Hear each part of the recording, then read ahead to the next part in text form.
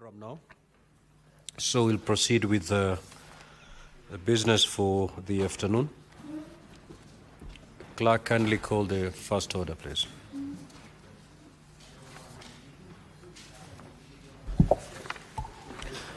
Order number 1, administration of oath. Order number 2, communication from the chair.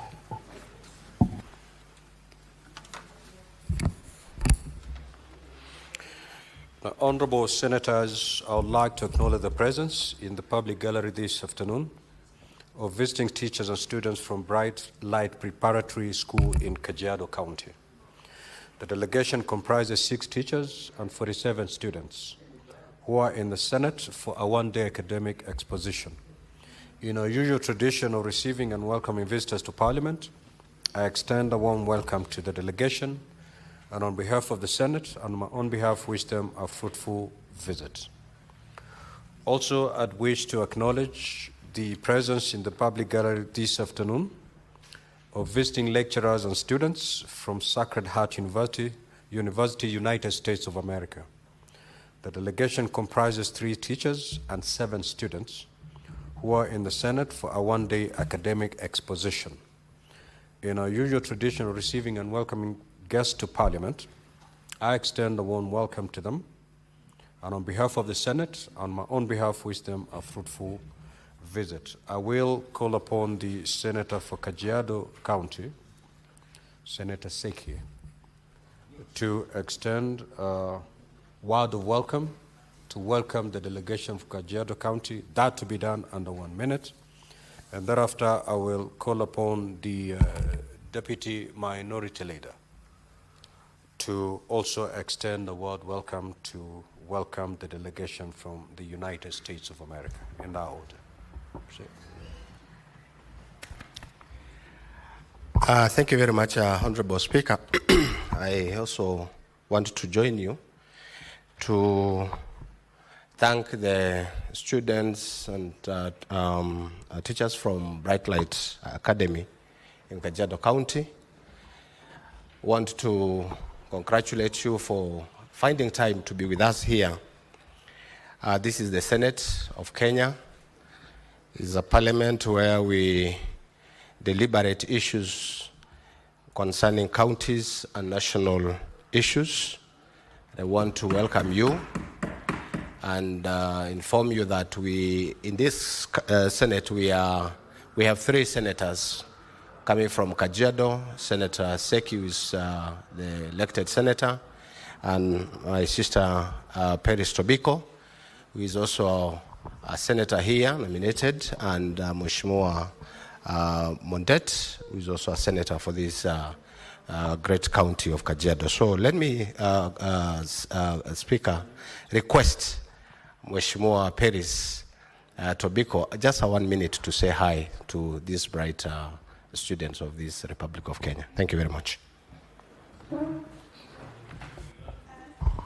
Thank you. Senator Peris, because you're already on your feet, I will allow you.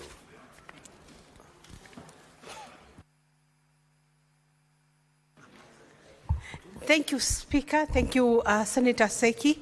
And because Senator Seki had been given 1 minute and he was gracious enough, let me just welcome the students and teachers from Bright Light School in Kajiado. Kajiado is the home of all Kenyans. In Kajiado, we host all Kenyans, and we have very good academic facilities in Kajiado. And I know this school and many others are going to produce leaders of the future and professionals in this country that will bring value to our country. Thank you very much and feel most welcome.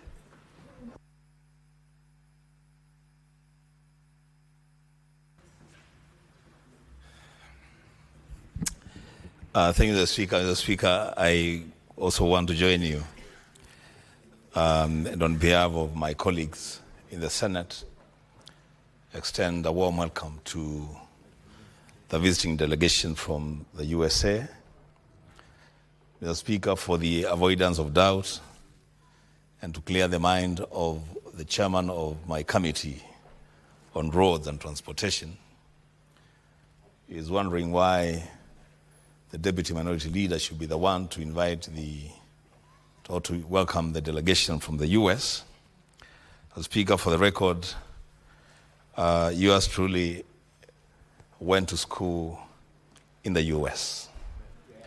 I studied at Smith College in Massachusetts between 2007 and 2008, fully sponsored by the school and seconded for the studies by the Nation Media Group. I've told my colleague Eddie many times that I'm a good journalist, a journalist of good and long standing, that I had to win that scholarship to study in the US. So, Speaker, having said that, I want to welcome the delegation from the US and tell them under the 2010 Constitution of Kenya, we have a bicameral parliament, we have a Senate and the National Assembly. This is the Senate of the Republic of Kenya. In the spirit and the word of the Constitution, this is actually the upper house of the bicameral parliament of Kenya. So we welcome you to follow the proceedings in this chamber, and we wish you a fruitful visit in your stay in Kenya. I thank you, Mr. Speaker. Next order.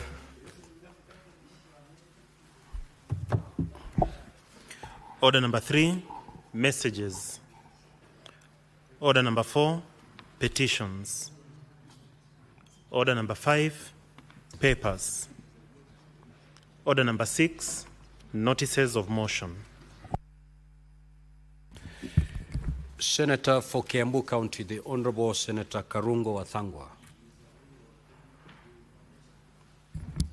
That business is deferred. Next order. Order number 7, questions and statements. Statement pursuant to Standing Order 53-1, the Senator for KBC County, the Honorable Richard Onyonka. That statement is dropped. The Senator for Wajir County, the Honorable Abbas Sheikh Mohammed.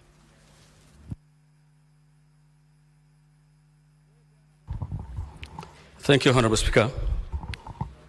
Honorable Speaker, I rise pursuant to Standing Order 531 to seek a statement from the Standing Committee of Land, Environment, and Natural Resources on a matter of county-wide concern regarding the illegal dumping of hazardous waste at Wajir County dam site, which has resulted in a severe environmental degradation and a threat to public health.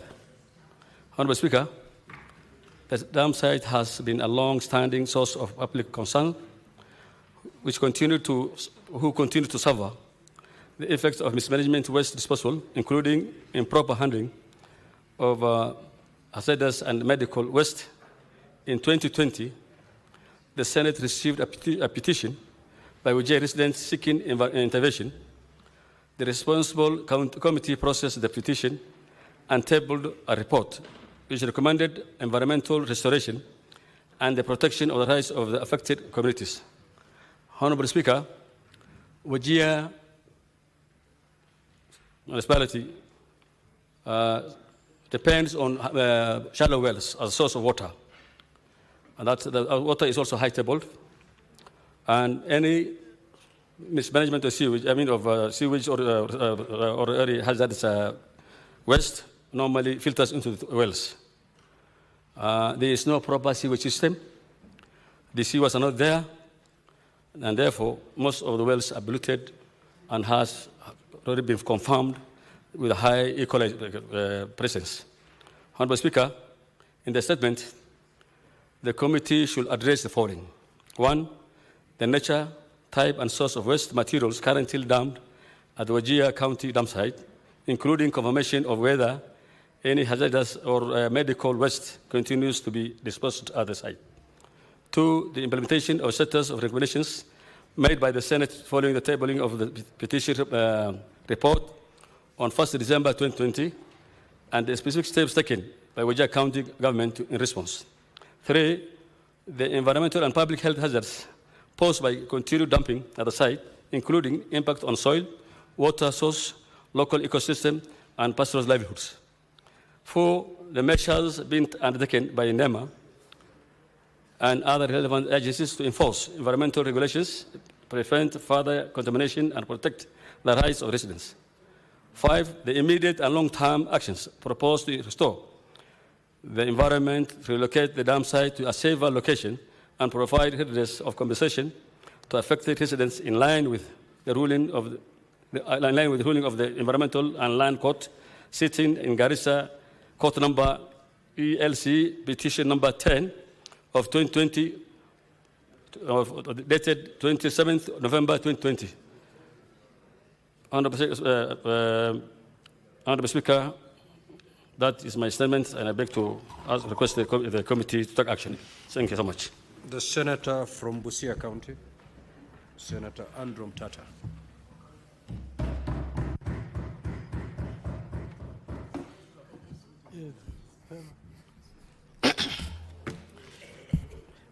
Mr. Speaker, sir, I rise pursuant to Standing Order 53, brackets 1, to seek a statement from the Standing Committee on National Security, Defense and Foreign Relations on a matter of countrywide concern regarding the shooting and killing of residents at Angata Barikoi by police officers.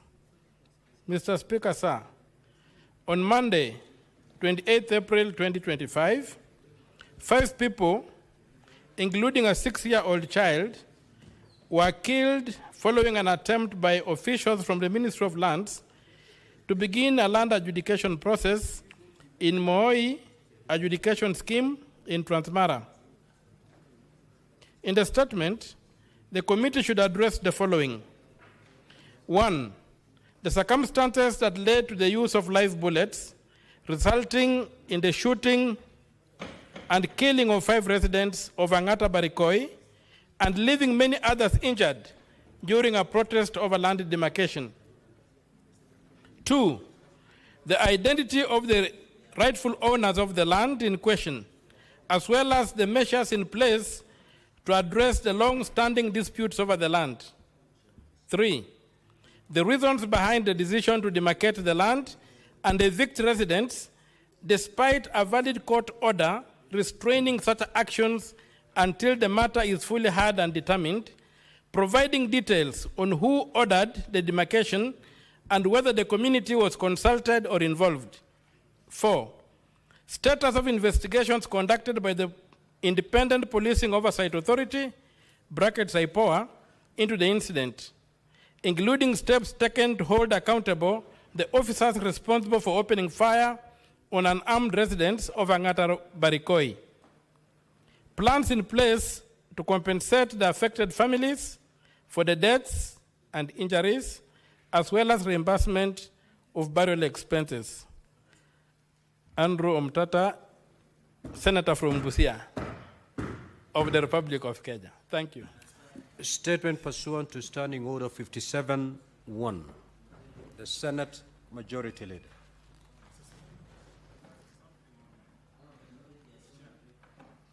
We will get there.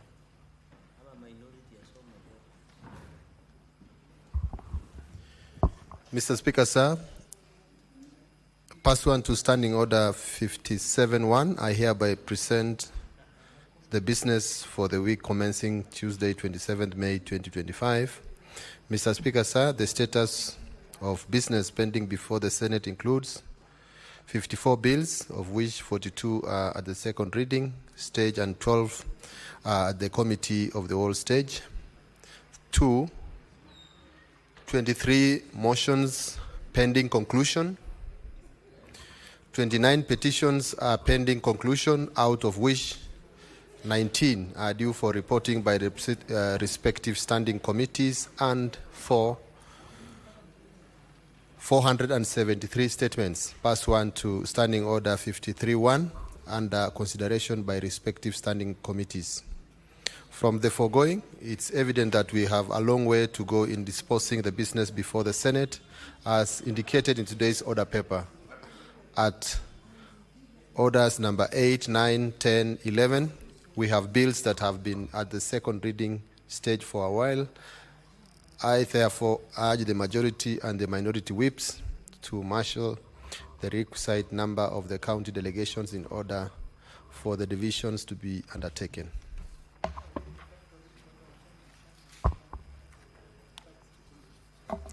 Mr. Speaker, sir, on Tuesday, 27th May 2025, the Senate Business Committee will meet to consider the business for the week.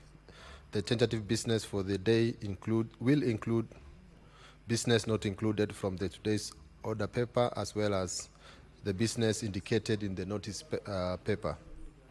The tentative business for the morning sitting on Wednesday, 28th May 2025, will include the following questions to Cabinet Secretaries as approved by the Senate Business Standing Committee, Senate Business Committee, as well as the motions. A, question number 001 to the Cabinet Secretary, Ministry of Energy and Petroleum by Senator Mohammed Shute MP. Question number 068 to the Cabinet Secretary, Ministry of Energy and Petroleum by Senator Mohammed Shute MP.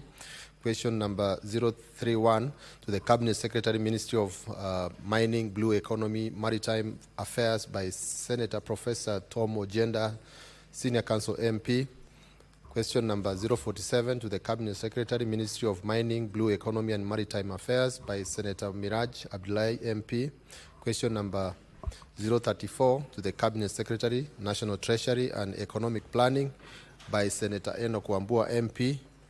Question number 035 to the Cabinet Secretary, National Treasury and Economic Planning by Senator James Murango MP. Question number 048 to the Cabinet Secretary, National Treasury and Economic Planning by Senator Professor Tom Ojenda, Senior Counsel MP. And question number 079 to the Cabinet Secretary, National Treasury and Economic Planning by Senator Karen Nyamu MP. The tentative business for the afternoon sitting on Wednesday, 28 May 2025 will include business not concluded from Tuesday order paper and the following. A, bills. At the second reading stage, the county government state officers removal from office, procedural bill, Senate Bills number 34 of 2024. The County Government's Amendment Bill, Senate Bills number 39 of 2024, the Labor Migration and Management number 2 Bill, Senate Bills number 42 of 2024, and the Street Naming and Property Addressing System Bill, Senate Bills number 43 of 2024. Bills at the Committee of the Whole, the Cooperative Societies Amendment Bill, Senate Bills number 53 of 2023, the Public Fundraising Appeals Bill, Senate Bills number 36 of 2024, the Heritage and Museums Bill, Senate Bills number 8 of 2023, the Environment Laws Amendment Bill, Senate Bills number 23 of 2024, the County Library Services Bill, Senate Bills number 40 of 2024, and Statutory Instruments Bill, Amendment Bill, Senate Bill number 10 of 2024. Motions. Report of the Standing Committee on Devolution and Intergovernmental Relations on its inquiry into the state of markets in Vihiga and Bungoma counties, arising from a statement sought by Senator Geoffrey Osotsi, MP, and Senator David Wakoli, MP, and progress report of the Standing Committee on National Cohesion, Equal Opportunities and Regional Integration into the inquiry on the diversity and inclusivity in the staff composition of state agencies in Kenya.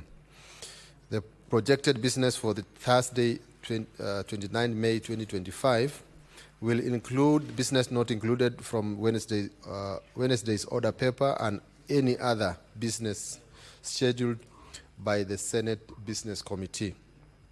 In conclusion, at order number 12 in today's order paper, we have a motion for consideration of the report of the Standing Committee on Finance and Budget on the fourth basis for allocating the share of national revenue among counties. This is a matter of great significance as it facilitates the equitable distribution of resources for effective functioning of county governments. I therefore urge all honorable senators to remain in the chamber and participate in the debate on this motion. Mr. Speaker, sir, I thank you and I hereby lay the statement on the table of the Senate. The Honorable Senator Mngatana.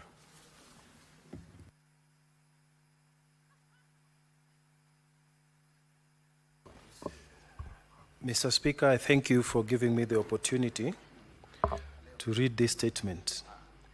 Mr. Speaker, I rise pursuant to Standing Order number 53-1 to seek a statement from the Standing Committee on National Security, Defense and Foreign Relations on a matter of inter-county-wide concern regarding the Gazette Notice number 6256, dated the 16th May 2025, issued by the Cabinet Secretary for Interior and National Administration on the acquisition of land in Tana River and Garissa counties for the construction of Masalani National Intelligence Service Campus. Mr. Speaker, the Gazette notice has raised serious concerns among residents of the affected areas, considering that the land was appropriated without the requisite public participation or compensation. The notice also fails to specify the coordinates of the affected land parcels, heightening the fears of irregular land appropriation. In the statement, the committee should address the following. 1, the justification for the acquisition of land in Tana River and Garissa counties for the establishment of Masalani National Intelligence Service campuses. 2, the omission of precise geographical boundaries or coordinates of the acquired land in the Gazette notice and the implications that this has for land administration and protection of community land rights. Number 3, the extent of public participation and stakeholder consultation undertaken prior to the publication of the Gazette notice, particularly within the county government of Tana River and Garissa counties, which have held in trust for the residents affected. Number 4, the reasons why no compensation has been paid to the residents or communities which will be affected by the project, and what measures the national government intends to take to ensure equitable redress to the residents. I thank you, Mr. Speaker. Now, honorable senators, I will allow limited comments before we move to the next order. So if you happen to get an opportunity to speak, we will speak for not more than 3 minutes. The Honorable Senator for Nairobi City County, Senator Edwin Sifuna. Thank you, Honorable Speaker. Just a few words on the statement that has been brought by the Senator for Busia regarding the Barakoi incident, Honorable Speaker. I have referenced this incident before because it was the first time I saw, Honorable Speaker, that the Inspector General of Police had been summoned, quote unquote, by the leadership of a community. And when he arrived there, he could not even disembark from his aircraft until the local leadership had arrived. And I remember watching on the news that he sat in that chopper for almost an hour, Honorable Speaker, and could not access the meeting that was going on. There were very passionate appeals that came from the people. Some leaders, including the leadership in this House, the majority leader, I remember him being present. Up to now, Honorable Speaker, the questions that were put by the residents have not been answered. I have not had any communication pursuant to that meeting from the leadership of the police or indeed the ministry itself. So, Honorable Speaker, we are hoping that the committee will try and get these answers for the people who are affected, and especially because, Honorable Speaker, the main problem, the elephant in the room, is the question of the ownership of the land and the allegations that there was an attempt by some powerful individuals in government to grab their land, which they called ancestral. So I am hoping that during that interaction with the committee, we will at least for this one be told the truth about the people behind it and the actions that have been taken in order to restore those who lost loved ones during that incident to a place where they feel like, the government actually cares about them. So because I was not there and the leaders in this House were there, we are hoping that they can also guide this House on the situation there and the steps that have been taken by government to redress what happened. I thank you, Honorable Speaker. Senator Fernandi.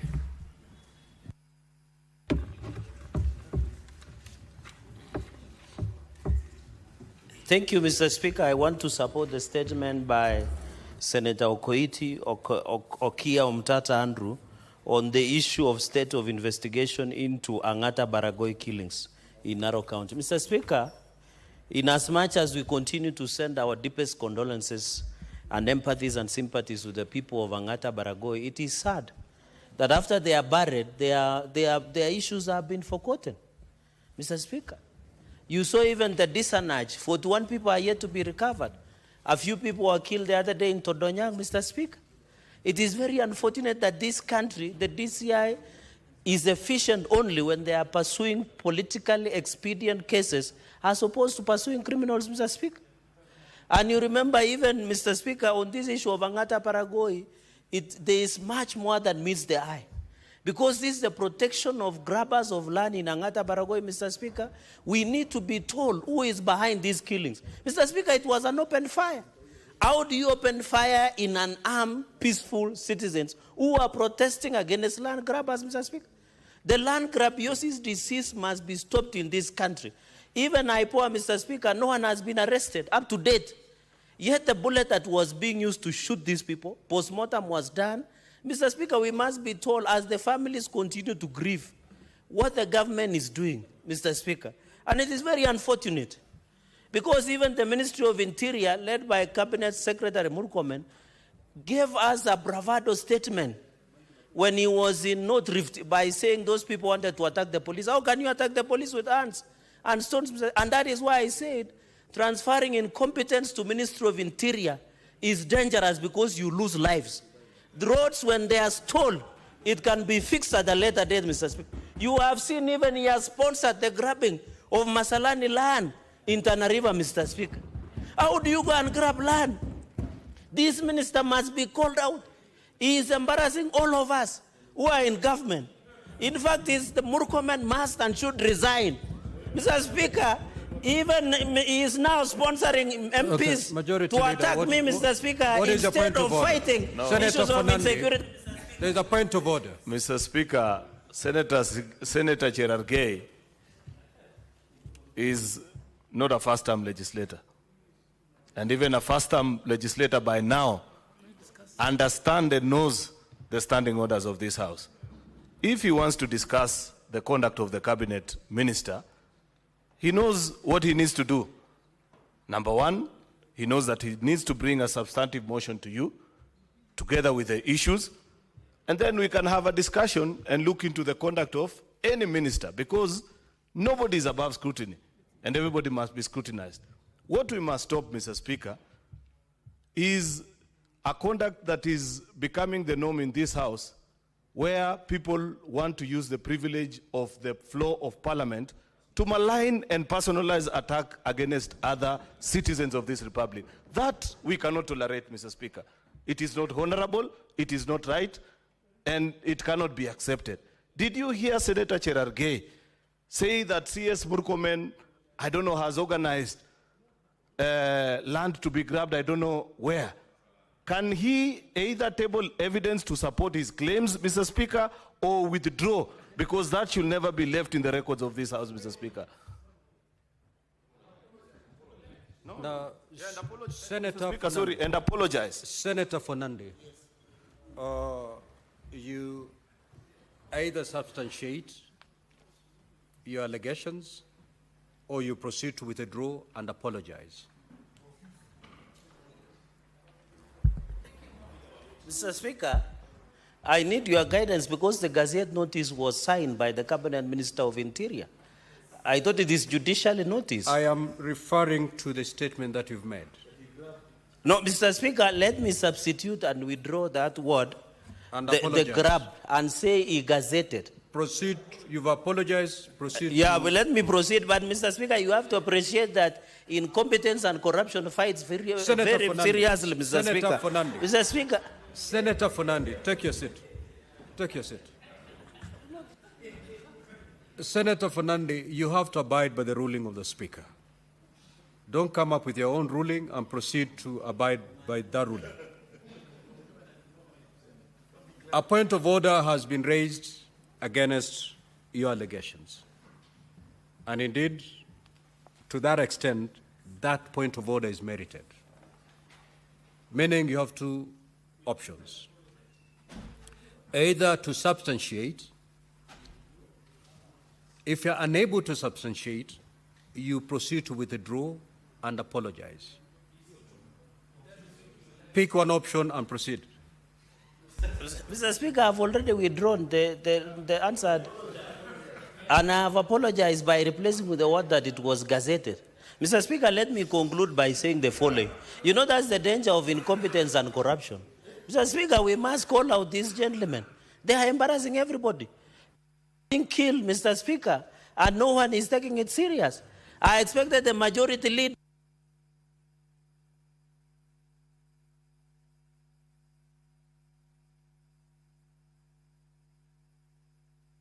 Senator Wambua. Senator Wambua. Thank you, Mr. Speaker.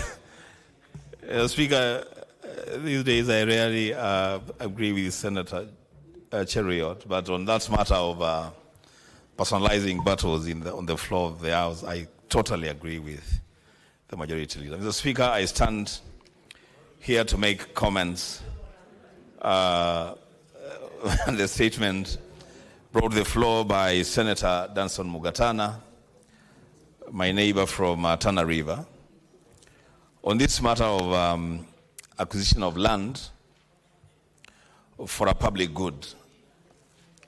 Mr. Speaker, this matter is a weighty matter. Because, Mr. Speaker, this speaks to a lot of initiatives, especially by the national government, to, quote unquote, bring development to the people, but take away what they already have, and in most cases, it is land. Mr. Speaker, I am very sure the Senator of Tana River and the Senator of Garissa are not opposed to the construction of the Masalani National Intelligence Service campus, but they want due process to be followed, and they want the people who give out land good to benefit from their land. Mr. Speaker, this is a matter that I have spoken about many, many times, especially on the issue of taking private land for use to construct roads. It is true, Mr. Speaker, that we all need roads everywhere. We need our roads to be tarmacked. But, Mr. Speaker, it is the highest level of deprivation. It is the highest level, Mr. Speaker, of robbing the public if we take people's land to initiate development projects for the benefit of the greater public, and then we don't compensate people for the land that we have taken. Mr. Speaker, I have in mind two issues in Kitui County. The issue of the construction of the Kibwezi-Kitui-Migwani Road, where our people have not been compensated 3 years down the line. Mr. Speaker, it is only fair, it is important, it is a constitutional principle that if you are taking private land from people to do a public project, then the people should be compensated promptly and according to the market rate. So, Mr. Speaker, I am in support of the statement by Senator Mugatana, and I hope that the committee. The Senate Majority Leader. Mr. Speaker, I rise to add my voice to this statement by Senator Andrew Okiya Omtata on the killings of residents in Angata Baragoi, Narok County. Mr. Speaker, where I join Senator Omtata in seeking to understand, first of all, how far the Inspector General of Police has gone with regards to the promise that he gave to the citizens in a meeting that I attended, in public and broad daylight, that the police officers that mishandled the firearms and led to the killing of 5 citizens, not 6. I have seen Senator Omtata. Oh yeah, he's captured it actually that it's 5. The only part that is not accurate, Mr. Speaker, is that initially, and indeed at the time of going there, I thought that there had been a child. It turned out actually that they were all 5 male adults of different ages. Mr. Speaker, when we were there with the Inspector General of Police, he spoke in broad daylight in the presence of media and the country that any police officer who was involved in those killings will carry their own cross. And I thought that was a good sign from him, meaning that then IPOA was going to swing into action, and by now we'd have known what is the identity of those officers and what action has been taken. It is now more than 3 weeks, nearly a month, actually, Mr. Speaker, since that incident happened, and there is nothing that has been said from the investigative agencies. I thought the practice is that in such a matter of great national concern, by now the country will have been updated, at least by APOA, of what is the status of investigation and when will the citizens get justice. Second, and most importantly, Mr. Speaker, there is a particular administration officer, Mr. Chubat, if I'm not wrong, because the citizens kept on mentioning that name, that was mentioned profusely and was mentioned to have participated in organizing and leading this particular exercise. I thought by now the Ministry of Interior will equally have updated the country on what disciplinary action has been taken against that particular officer. Transferring, Mr. Speaker, is not a solution. If you transfer an administration officer who has led an exercise such as this that has led to the death of citizens, Mr. Speaker, basically what you're saying is that you're sending him to go and visit the same kind of killings in another part of the country, Mr. Speaker. And that cannot be acceptable.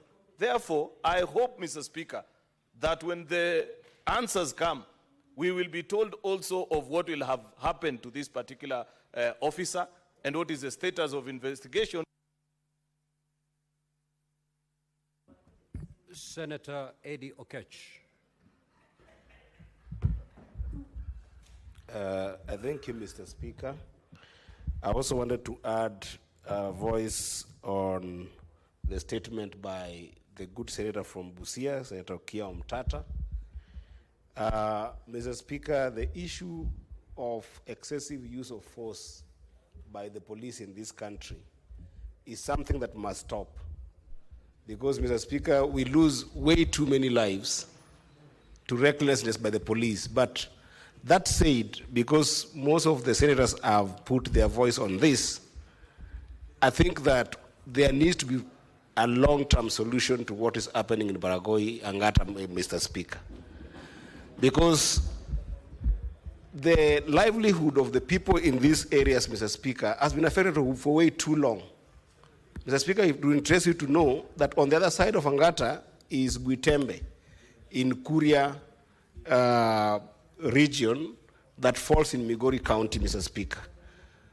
A time without number, this is a community that is so good at contributing in the agricultural basket of this country, very hardworking, in a very good environment that crops should be thriving, Mr. Speaker. But every single season, during rainy seasons and non-rainy season, Mr. Speaker, this community cannot settle. The Kuria people, the people of Kuria, cannot settle and focus on agriculture. In fact, Mr. Speaker, a number of times as leaders, we are forced to go and visit the communities during festive seasons to at least have them also enjoy festive seasons.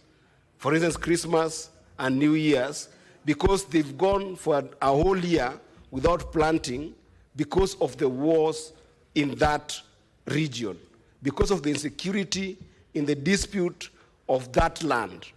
So while it happened, Mr. Speaker, that on the Angata side is where the police shot a number of people there, Mr. Speaker, it is also true that that conflict is taking more lives in the entire region, Mr. Speaker.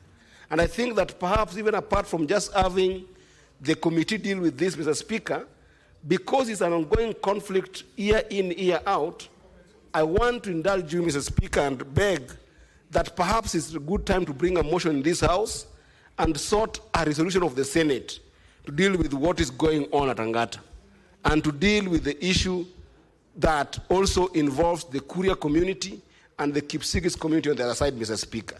Because it's not right that even the Maasai community, the Man Nation that is on the other side, Mr. Speaker, have now been brought into this conflict. Senator Seki.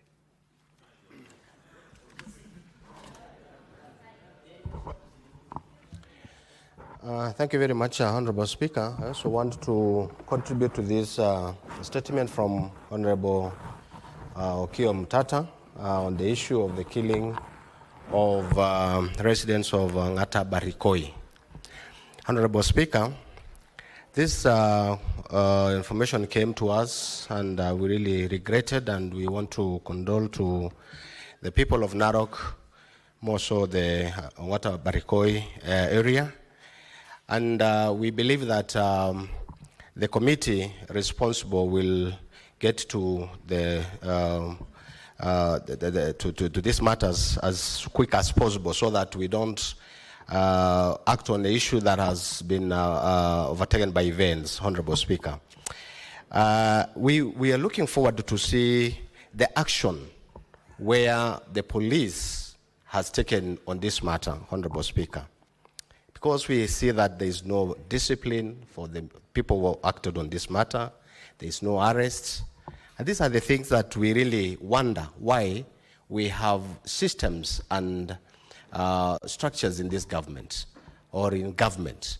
So we are looking forward to see the committee coming in handy to make sure that these issues have been addressed as early as possible. More so also the issue of land issues that brought their old problem, wanted to know, will be able to see or even to hear what are the issues that contributed to this problem, because these are issues concerning land. And what about that land that has been having dispute? And the compensation of the victims, Honorable Speaker. We are looking forward to see all this. Honorable Speaker, I also want to contribute on the issue of a statement from Honorable Mugatana on issues of public land or private land or even community land that is being used by government with no compensation.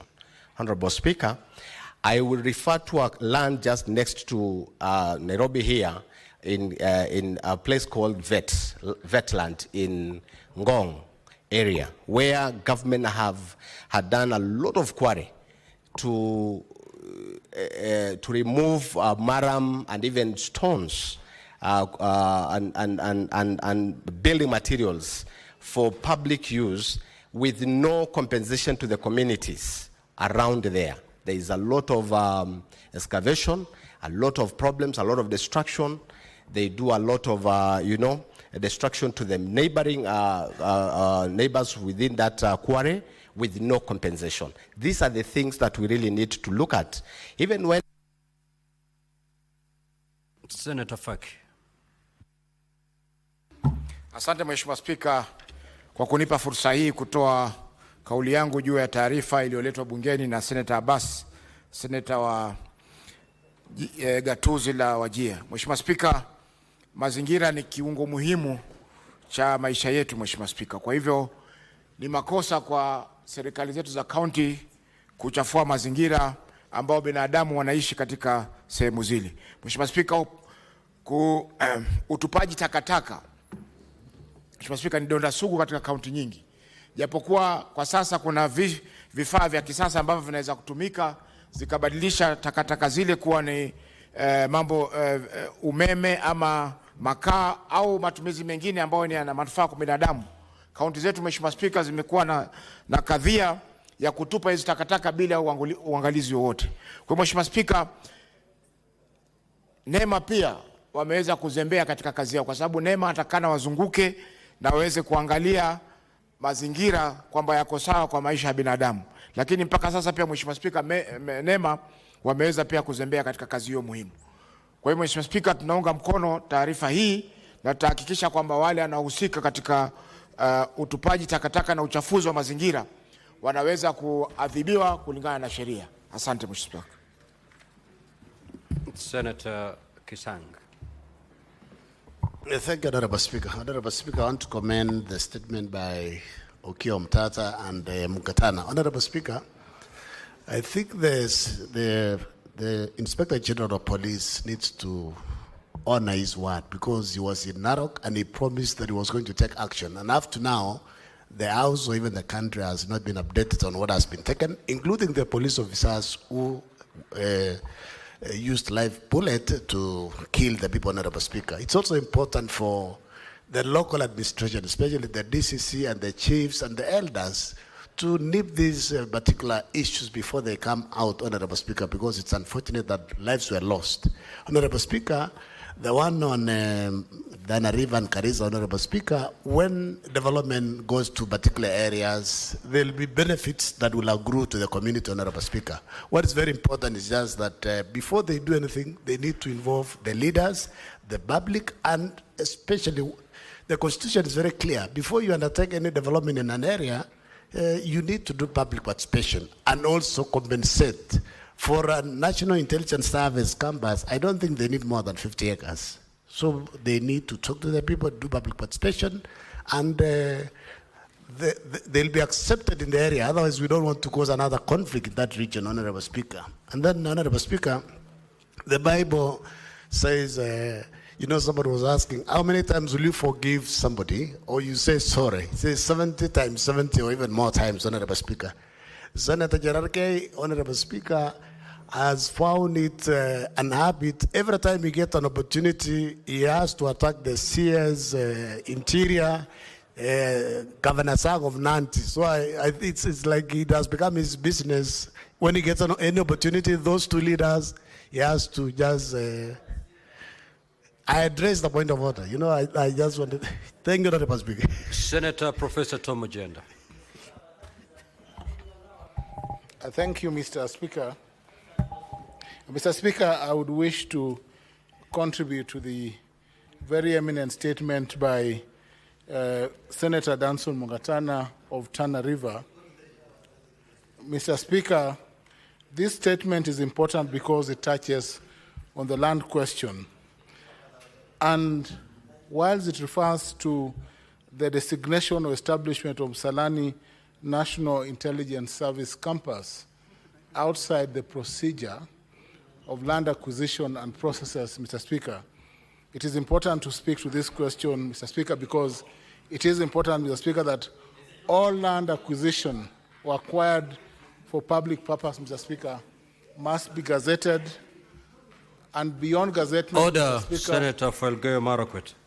Beyond gazettement, Mr. Speaker, there must be compensation of the owners of that land. And Mr. Speaker, if the land is in a county, it is important that the county be involved in that process so that this process is as transparent as every individual can understand it, Mr. Speaker. Mr. Speaker, I am alive to the fact that we have many processes going on in this country that touch on land and on the public. And it is important every time, Mr. Speaker, that when the land question is addressed, every title in question must be identified. Every title in question must have the participation of those who are involved or who own that title or those who have an interest in that title, so that, my Lord, Mr. Speaker, if or when the land is acquired, all the processes that are designated to be undertaken by the National Land Commission are undertaken, so that the NLC, the National Land Commission, can undertake the process of compensation. Mr. Speaker, we are alive to the ongoing issues or disputes involving the SGR. And now with the SGR extension going to Western Kenya through Vihiga County and through Kisumu County and the other counties, it is important, Mr. Speaker, that we are not lost. It is not lost to us that that process mirrors the processes that Mr. Mungatana speaks to this afternoon, Mr. Speaker. Mr. Speaker, as a House, we must protect the rule of law. We must speak to it, Mr. Speaker. We must ensure that both the Land Act, the Land Act, the Land Acquisition Act, and the processes that involve land administration are strictly adhered to when acquiring land for public purpose, which again, Mr. Speaker, must be defined in the Gazette notice. I rest, Mr. Speaker. Next order. Yes, what is your intervention, Senator for Nyamira?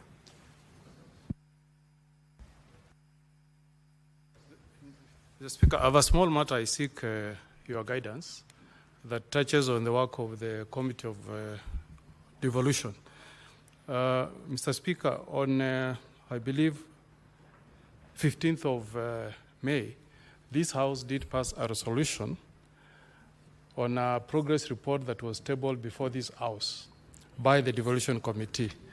Mr. Speaker, among the resolutions that the House passed included directives that the Ethics and Anti-Corruption Commission investigates the appropriation and spending of public resources by impeached Speaker and a group of members of County Assembly of Nyamira, and further that the sittings that were being conducted outside the precincts of the County Assembly be stopped forthwith, and that the impeached Speaker and MCs that are convened outside the gazetted precincts of the County What Assembly. is your point of order? Already the Senator is on a point of order because he rose on an intervention. Proceed. Mr. Speaker, there is a law we passed in this House that I will seek we review. We said if one is an elected member of Parliament, he should not attend continuous legal education for lawyers. But the way Senator Cherargei is conducted himself in this House, we made... Senator Mogene, just proceed with your intervention, please. Now, Mr. Speaker, can you allow me to prosecute? Senator Fernandi, can you allow the Senator for Nyamira to make his point, please? Proceed, Senator Mogene. Thank you, Mr. Speaker. Proceed. Now, Mr. Speaker, I've made inquiry from the County Assembly of Nyamira, and I've confirmed, Mr. Speaker, that these resolutions have not been communicated to the County Assembly of Nyamira so that we can have a follow-up on the implementation. But, Mr. Speaker, to my surprise, I've received information just this afternoon that the committee has, despite this resolution, and despite the fact that this resolution has not been communicated to the County Assembly of Nyamira, the committee has taken an unprecedented step of summoning all 36 members of County Assembly of Nyamira to a meeting in Nairobi on the 26th of May, 2025. Mr. Speaker, the contents of the invitation letters dated the 20th of May, 2025 are the same, Mr. Speaker, as the content of a letter that was sent to the same County Assembly on 1st of April, 2025 that culminated in their appearance before the said committee on 8th of April, 2025. Mr. Speaker, you know how small our county is. You know the kind of resources that our county receives, Mr. Speaker.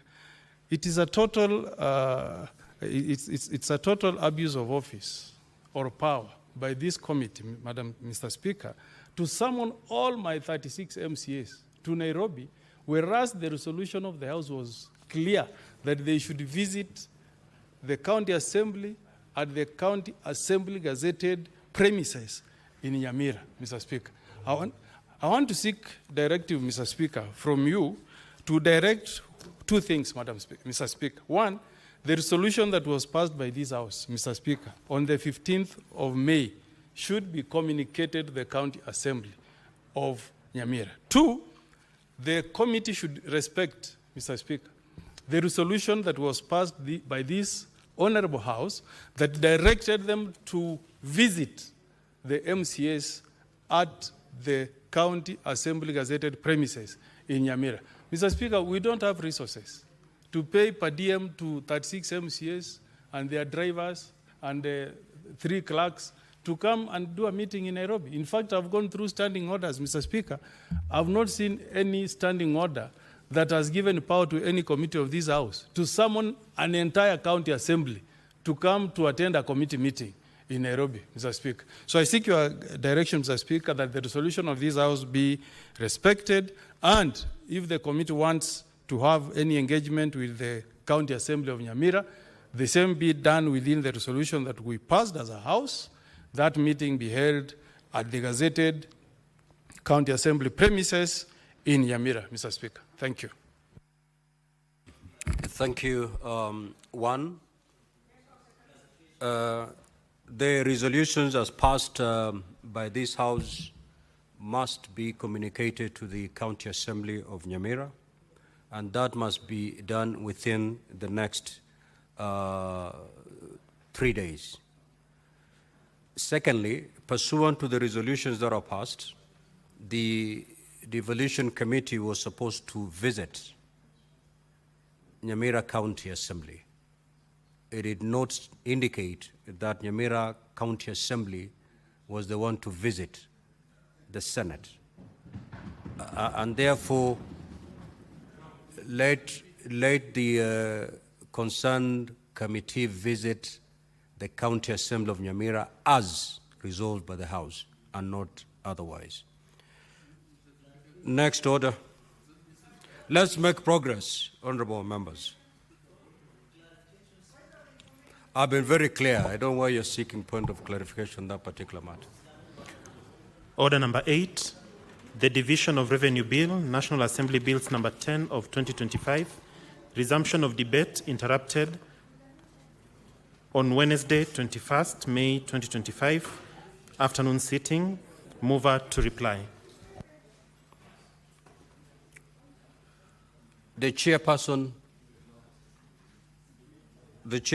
standing committee, or this is the Division of Revenue Bill, National Assembly Bills number 10 of 2025. The mover is the majority leader. You may proceed to reply. Mr. Speaker, I was wondering whether I've been sacked without notice. Mr. Speaker, I want to thank you. I have listened to colleagues the last 2 days, and I must say, Mr. Speaker, that there is hope for devolution. I am particularly impressed, Mr. Speaker, by the resolute nature in which each and every senator has addressed himself or herself with regard to division of revenue for 2025. Mr. Speaker, I am particularly impressed as well by the fact that everybody has vowed on the floor that 405 is not an option. I am equally happy, Mr. Speaker, by the work that has been done by our members of Budget and Finance Committee and the proposal that they have agreed to lead us as a House. Because, Mr. Speaker, we must take a decision as a House. We must ask ourselves whether, if devolution was to die, Mr. Speaker, on which side of the blame will we be? Will we just join the mourning party, or we will stand guilty as charged together with those that will have brought devolution, Kenya's biggest glue that binds this country together to its death. I must appreciate, Mr. Speaker, that I am acutely aware of the tight fiscal space that we find ourselves in as a country. That I know very much. And I have been consistent and clear. If you check the records of this House, Mr. Speaker, especially with regards to management of our economy and the biggest struggle that we find ourselves in, which is a debt distress, Mr. Speaker, you will find that I have been as clear as daylight, Mr. Speaker. When the motion was brought to this House about 5 or 6 years ago to increase our debt ceiling from 5 trillion to 10 trillion, I opposed that motion, Mr. Speaker. Moved by Senator Pogisio, seconded by Minority Leader then Senator James Orengo in this House, Mr. Speaker. And we predicted very well, because at that particular time, Mr. Speaker, I was a member of Budget and Finance Committee, that there will come a time where we will not be able to meet our financial obligations because of that kind of. We are now in that particular space, Mr. Speaker, where we are struggling to pay debt, and therefore we are told we must tighten our belts. I agree, tighten our belts we will, but you cannot begin tightening your belts from those that consumed the least, which is devolution. If it is tightening our belts, Mr. Speaker, then let us see that action commensurate with regards to the budget that is left with the national government, Mr. Speaker. And that is why senators have spoken and have said that 450 is a minimum, and that we are very clear about, Mr. Speaker. Our Committee on Budget and Finance has proposed 465. That is even better, Mr. Speaker. And because our colleagues in the National Assembly have told us that you have no business looking into the budget of the national government, Mr. Speaker, we have said, fine. We don't want to know what details entails therein. But at least give us 465, we take back to the 47 devolved units, then find the money to run your operations in the rest of the departments and state organs, Mr. Speaker. Because if somebody does not stand up for devolution, Mr. Speaker, devolution will be killed. And I wish, Mr. Speaker, Senator Moses Kajwang was here, because he walked out just maybe to attend to something when I was rising to speak. Because I said the other day, Mr. Speaker, that yes, we are concerned by the audit reports that continue to be brought to this House. And before the end of last session, we hurriedly passed resolutions of about almost all the 47 county governments' audit reports, you know, because of an imposition of a timeline by the courts, Mr. Speaker. And we said we shall find time to revisit, to check on, Mr. Speaker, the operations of our specific county governments. That exercise needs to happen and happen now. I know, Mr. Speaker, that there are members of CPIC, County Public Accounts Committee, that are in this House.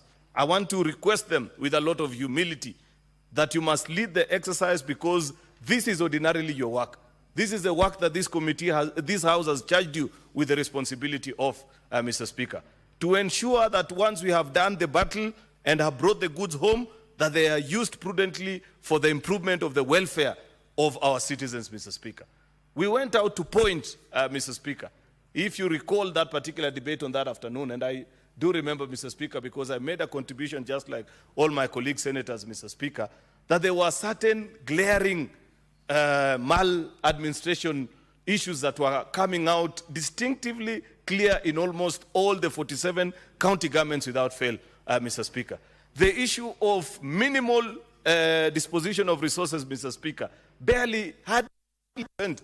Many counties are using up only 15 to 22% at the maximum, Mr. Speaker, towards actual development expenditure, Mr. Speaker. That means close to 80% is going to recurrent expenditure. That is not tenable. That cannot be viable, Mr. Speaker.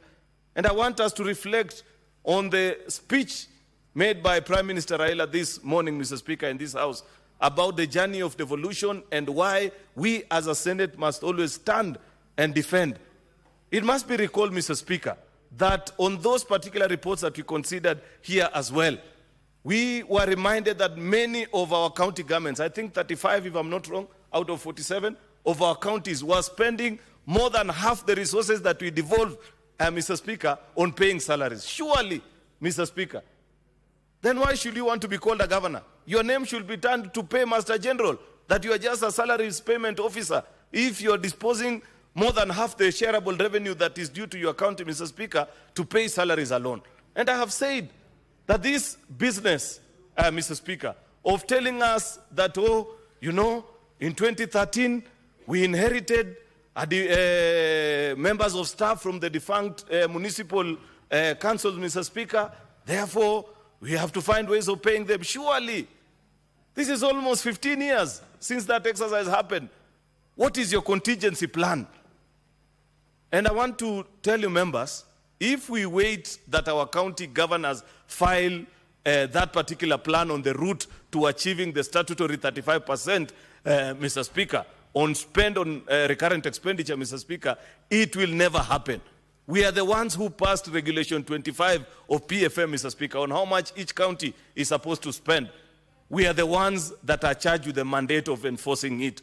I want to urge you, honorable members, particularly members of Budget and Finance Committee who brought us this wonderful report, that you must lead us in an exercise where we have a conversation and we sit down and pass regulations, Mr. Speaker, so that if a county government does not file a plan through which they aim or they head, you know, Mr. Speaker, prudent use of public resources is not an event.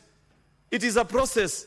There is a way through which you grow your numbers. If today you are at 47%, Senator Faki, because if I recall that is the number that your county Mombasa was at, Governor Abdul Swamad must file before this House the plan that they have for the next 3, 4, 5, or even 6 years as a county government to move towards attainment of the statutory 35%. But if this year is 47, next year is 48, the year after that it becomes 50, surely even us as a House, aren't we complicit in the maladministration that is going on in our counties, Mr. Speaker? We have been reminded this afternoon, Mr. Speaker, that there are many, these initiatives that keep on popping up, collaborations between county government and national government. First of all, there were KIPES, Mr. Speaker. You go and check what plans are being done by the county governments. You know, KIPE was conceptualized in Nairobi, and that's why we must move away from these plans that are conceptualized in the well-seed rooms here in Nairobi, but have no meaning or connection whatsoever with the challenges that people face in the village. If you go today to your county, youth leader Senator Oburu, and ask yourself, what is a plan that is being made to make sure that the KIPE that is being built in your county will actually be of service to the people of Siaya? Chances are there is absolutely nothing. And if you ask the governor, rightfully so, he will say, but I was not consulted. I was just told, give a matching fund of 250 million. And we too, we cannot plead innocence because we participated in passing a division of revenue that ensured that each county contributed 250 million. The same, I think with the exception of Nairobi. The same can be said about these, what are these community health promoters? Surely, if the only thing they earn is a salary, why does somebody need to keep that money at Ministry of Health here at Afia House instead of sending all that money? And we can calculate.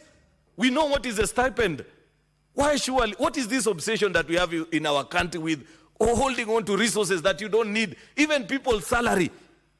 At least we know, even if you're looking for a kickback, Senator Eddy, there is no kickback in people's salary. At least send that one out. And therefore,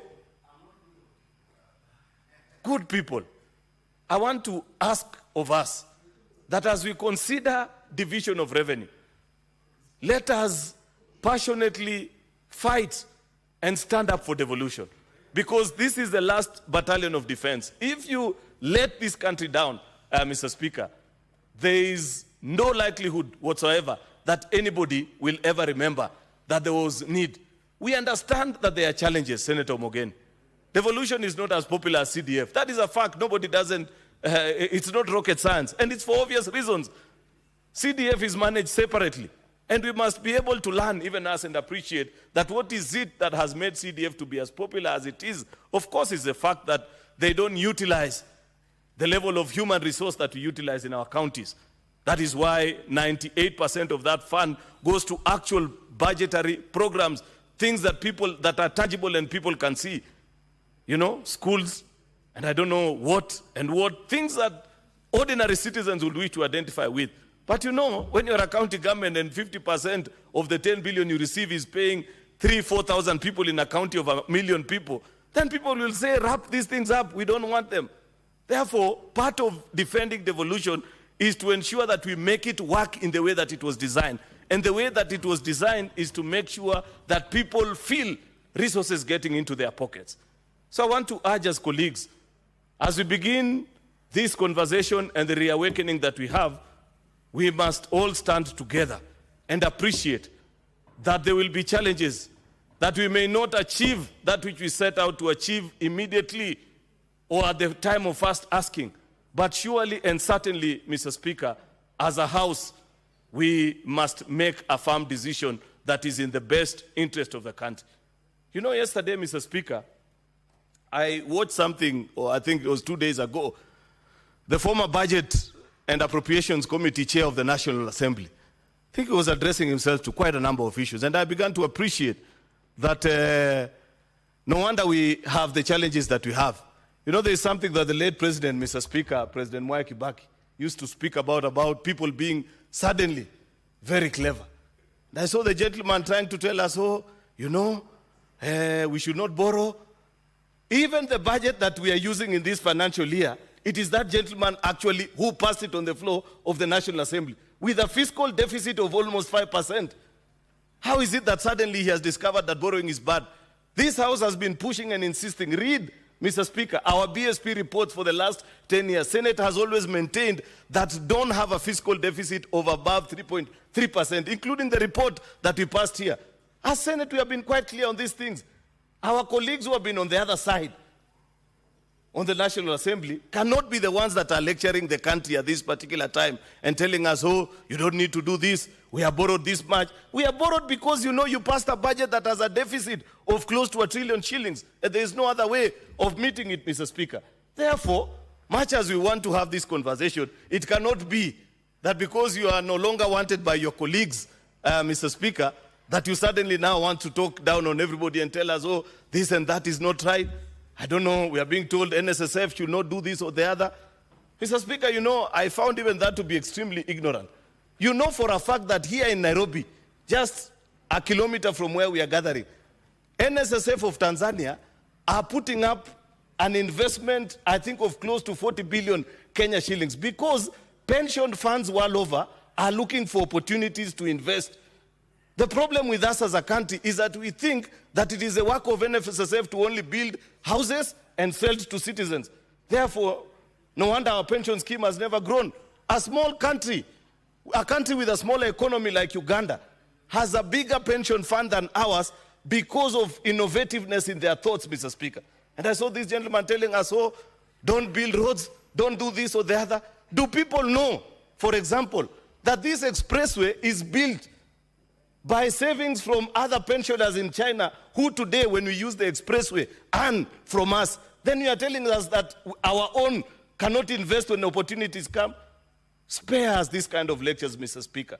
You know, Mr. Speaker, we have to be bold in our decision making and ensure that we are honest and truthful to the country, even as we have conversations about what is it that we can do about our economy.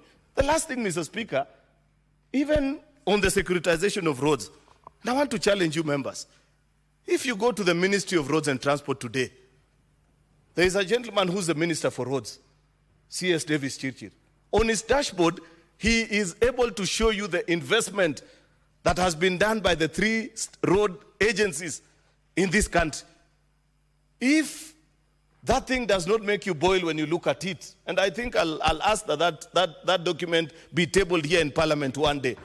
You know, because I'm saying this because I saw the member of Kiharu, that former member of, chair of Budget and Finance Committee, saying that we should not securitize roads levy so that we build roads in other parts of the country. Yet he knows, last financial year alone, in his own constituency, he sent 14 billion Kenya shillings to one constituency.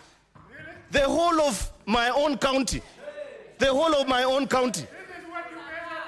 has hardly, you know, then somebody tells us, oh, don't securitize.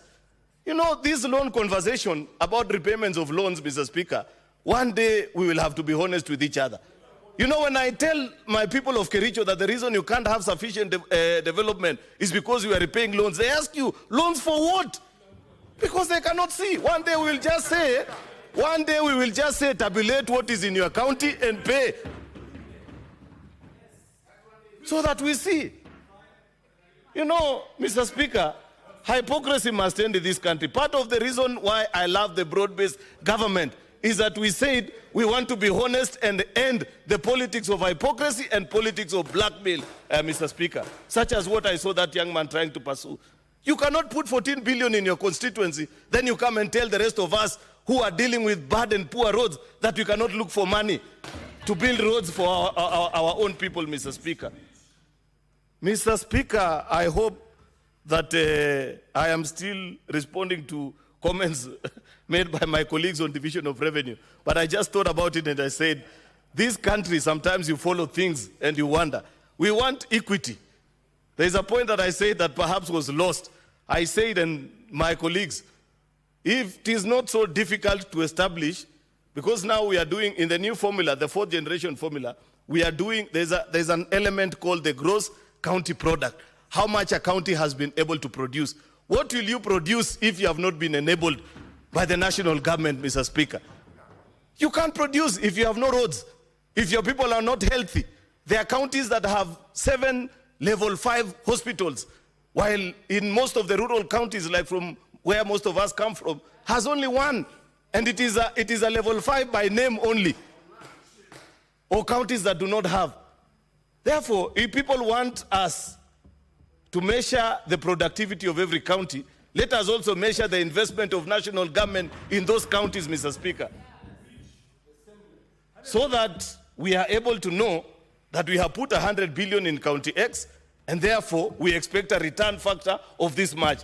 If the investment by national government is 1 billion in my county, they should not expect anything, Mr. Speaker. Therefore, Mr. Speaker, this is a moment that we have to be honest and sincere with each other.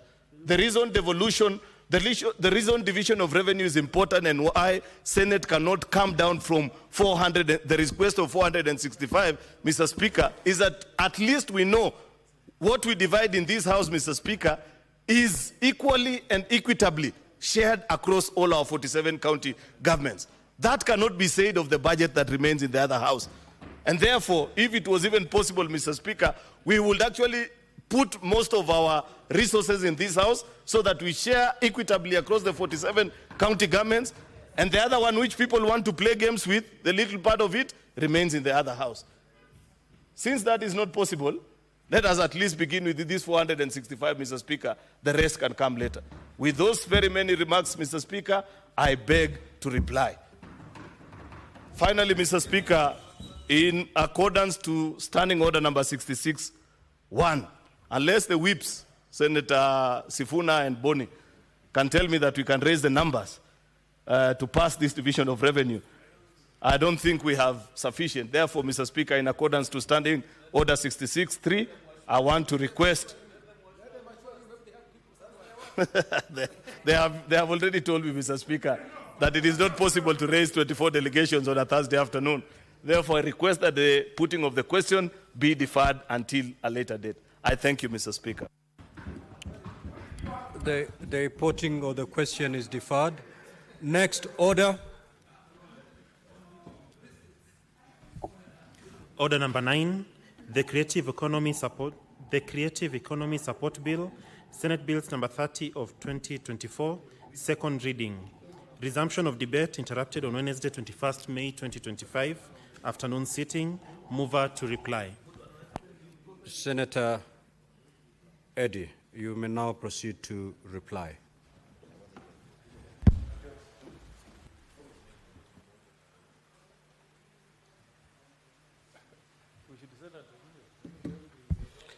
I want to thank you, Mr. Speaker, for giving me this opportunity to reply to the Creative Economic Support Bill. And Mr. Speaker, just like devolution has been suffering, the creative economy has also been suffering without sometimes champions. And today, Mr. Speaker, you saw that the effect, what we call the Baba effect, when he came to address us here, one meeting with Baba, you've seen what it has done to the majority leader of this house. The majority leader is fired up from that just 1 minute with Baba. You can imagine if it's a number of, if it was more meetings, you could have seen what would have come. Mr. Speaker, let me take this opportunity first of all to thank the good senator from Tana River, Senator Danson Mungatana, for the great comments he made when he was helping to second this motion. I think it is a long time that, Mr. Speaker, the creative economy must be able to self-regulate. And that self-regulation, Mr. Speaker, must be empowered by different facets of this House, Mr. Speaker, to the extent that, if possible, they have a good control over the funds that have long time been housed in the has been housed in the Ministry of Culture and Sport, Mr. Speaker. So, Mr. Speaker,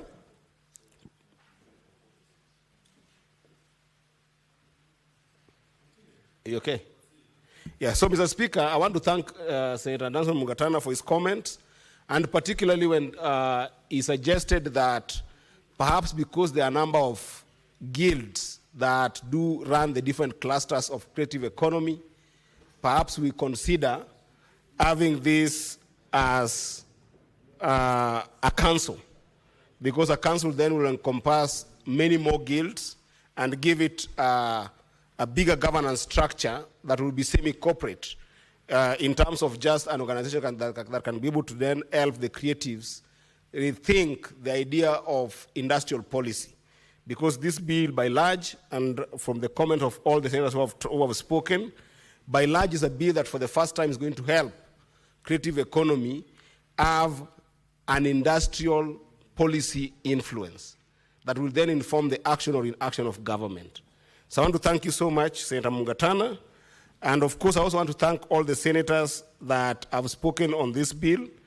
Among them, also Senator Sigei, Hilary Sigei, as well as Senator Ledama, whose comments really inspired me because they were keen on making sure that perhaps we should forward some amendments alongside the amendment of making sure that we have the creative economy having a council instead of just the guild, but also they had proposed that perhaps we reduce some influence of the ministry that has been proposed. We had proposed that this bill be housed, or rather this act be housed under the Ministry of Trade and Investment, because we don't want a situation whereby people are looking at creatives as just people who did not succeed in life, and therefore they are left as exploring music or exploring comedy or exploring any form of art as a place of last resort. So therefore, the first thing that we must change is the culture that people see creatives as people who don't have formal career, who don't have potential for being professionals. Indeed, creative economy has proven to be a professional economy, that then we must be able to create it in a way that even the younger generation can desire to have a career in the creative economy. And that's why we're taking it to the Ministry of Trade and Investment to make sure that we can be able to create a case, or rather make a case for commercial viability in the creative industry. But then the comment of the two senators, Senator Ledama as well as Senator Hilary Sigei, was that we reduce some of the power we want to give to the minister so that the creative can take over that role. And indeed, Mr. Speaker, some of the comments that the senators gave in this House are synonymous with the comments that we received, Mr. Speaker, during the committee stage of this particular bill. And Mr. Speaker, allow me to highlight that I think this is one of the bills that has had the highest number of submissions in this House, because we had about 80 submissions, and mostly by creatives, who actually also showed up and shared with us a lot of their thoughts. And Mr. Speaker, it would be in order for me to actually thank them. Mr. Speaker, we had, when we were starting this program, Mr. Speaker, one of the best artists in the country, a musician called Bien, together with Nameless, together with a comedian called Mamito, another musician called Nviri, and a number of artists actually invited us into an informal kamukunji, and we sat together, we had tea, and envisioned what this could be like. And Mr. Speaker, during the time that public participation was called, I saw a number of creatives really giving a lot of input to this bill. Some of them, Mr. Speaker, include people like John Kimani, people like Ezekiel Onyango, who is the chair of the association that deals with the films in the industry. We had people like Eric Omondi, who is very well known, Mr. Speaker. We had Nikki Big Fish, who also gave us a lot of comment. We had Winnie Njenga, who is in the creative space at the content creation online. So people really who know what the creatives are going through gave a lot of input in this bill. And I want to say that when we're going to the last stage of this bill, we will definitely make sure that some of the proposed thoughts that do agree with the thoughts of these creatives who contributed overwhelmingly in the development of this bill will be included in the amendments that will then inform the subsequent stage of this bill. And Mr. Speaker, I want to say categorically that as a House, we must champion and fight for a space for creatives to make sure that the idea of support is not just limited to tokenism or some form of affirmative action, but actually recognizing that creatives in general and in specific in their different clusters are permeating the entire ecosystem of our economy. There is no industry that doesn't consume a piece of art or a piece of the creatives. You can remember, Mr. Speaker, when we were walking just out of this house today with the Prime Minister, I saw over 100 cameras looking at us. And if you look at those cameras, it is creative work that's going on there. Be it from just simple photography, which is a genre in the creative industry, to production, to TV, to publishing, to comment, to writing on our newspapers, as well as publishing books, Mr. Speaker. These are all elements of creative that we cannot lose sight in this particular time when even AI is defining where a country can go in terms of economy. We cannot lose sight on making a case for creatives to be a viable option for business in this country and a viable driver of our economy. And therefore, I hope that this bill, Mr. Speaker, this House will give it life, and I hope that through the help of the majority leader, we will find a key sponsor, a co-sponsor in the National Assembly who will drive this agenda of the creatives very fast in the National Assembly, so that as soon as possible, creatives will have a house of their own that can help them self-regulate, help them inform our policy through their own industrial policy that affect the issues around royalties of creatives, that affect the issues around distribution of creative products, that affect the issues around IP, intellectual property rights, Mr. Speaker, that affects the issue of contract drawing, Mr. Speaker. Because, Mr. Speaker, all these places that affect creatives, if you are to single them out and then start putting policy to the individual elements, because of the dynamic nature of the industry, Mr. Speaker, you might never have an avenue of putting up the right standard. But this bill, if we work hard as senators and pass it, will give the creatives the power of establishing proper standards in the industry in terms of all those issues that affect creatives along the lines that I've mentioned. And therefore, Mr. Speaker, I wish to reply, and I want to thank the House for the support for this bill, and I hope that it will be fast-tracked in the third reading so that it can be able to go to the Assembly as fast as possible.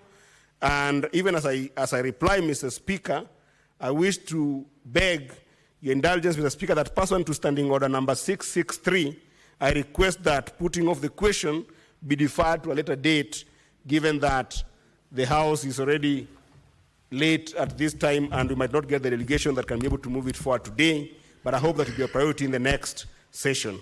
I thank you, Mr. Speaker. Okay, very well.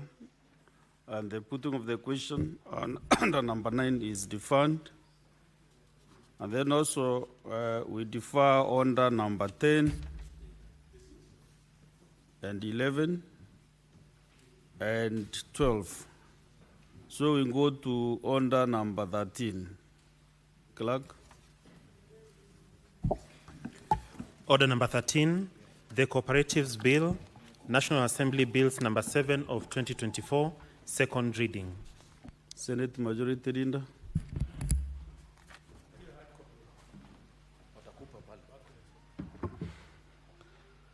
Thank you, Mr. Speaker. Just a second, Mr. Speaker. I want to retrieve my notes. It's a very important bill.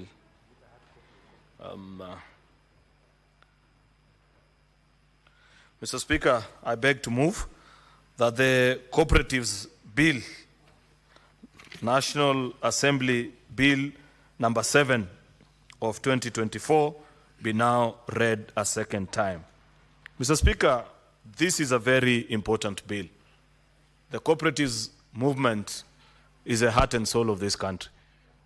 The countries that have been able to leapfrog us in the last few years, Mr. Speaker, since independence, are those that have been able to organize their cooperative sector or to harness the joint initiatives of its citizens, Mr. Speaker, into an organized force for good, Mr. Speaker. And therefore, this space of our cooperatives is one particular area that we need to have an adult conversation about as a country. I know, Mr. Speaker, for example, you represent one of the counties that has the strongest cooperatives movement. I know the Meru Milk Cooperative. I forget the exact name, but I follow its annual events, Mr. Speaker. You should benefit from. Yes, Mr. Speaker. Meru Central Farmers. Yes. Cooperative Union. Thank you, thank you. Meru Central Farmers Cooperative Union. I follow their annual gathering, Mr. Speaker, their AGM, and the kind of volumes that they talk about and what the economy that they move in that particular part of the country, Mr. Speaker, is worth emulating. In fact, Mr. Speaker, back in the day, and I know we still have it, though it has gone, it doesn't attract the level of glamour that it used to attract back in the days. I know, Mr. Speaker, you will recall the days of the Cooperatives Day, where President Moi would invite all the cooperatives in the country, and there would be an award ceremony, most of the time here in KICC. And the cooperatives that were performing best, Mr. Speaker, will be rewarded, depending on the sector and how they have been able to transform the rural economy. If we want our rural economy to thrive, Mr. Speaker, this is a space that we must pay attention to. And no serious leader worth their salt, Mr. Speaker, can turn a blind eye on the conversation in the cooperative space. It is unfortunate, Mr. Speaker, that as we have this conversation, we are having it as a background of the events that recently happened at Cusco and the damning reports of what happened in that particular institution the last 10 years.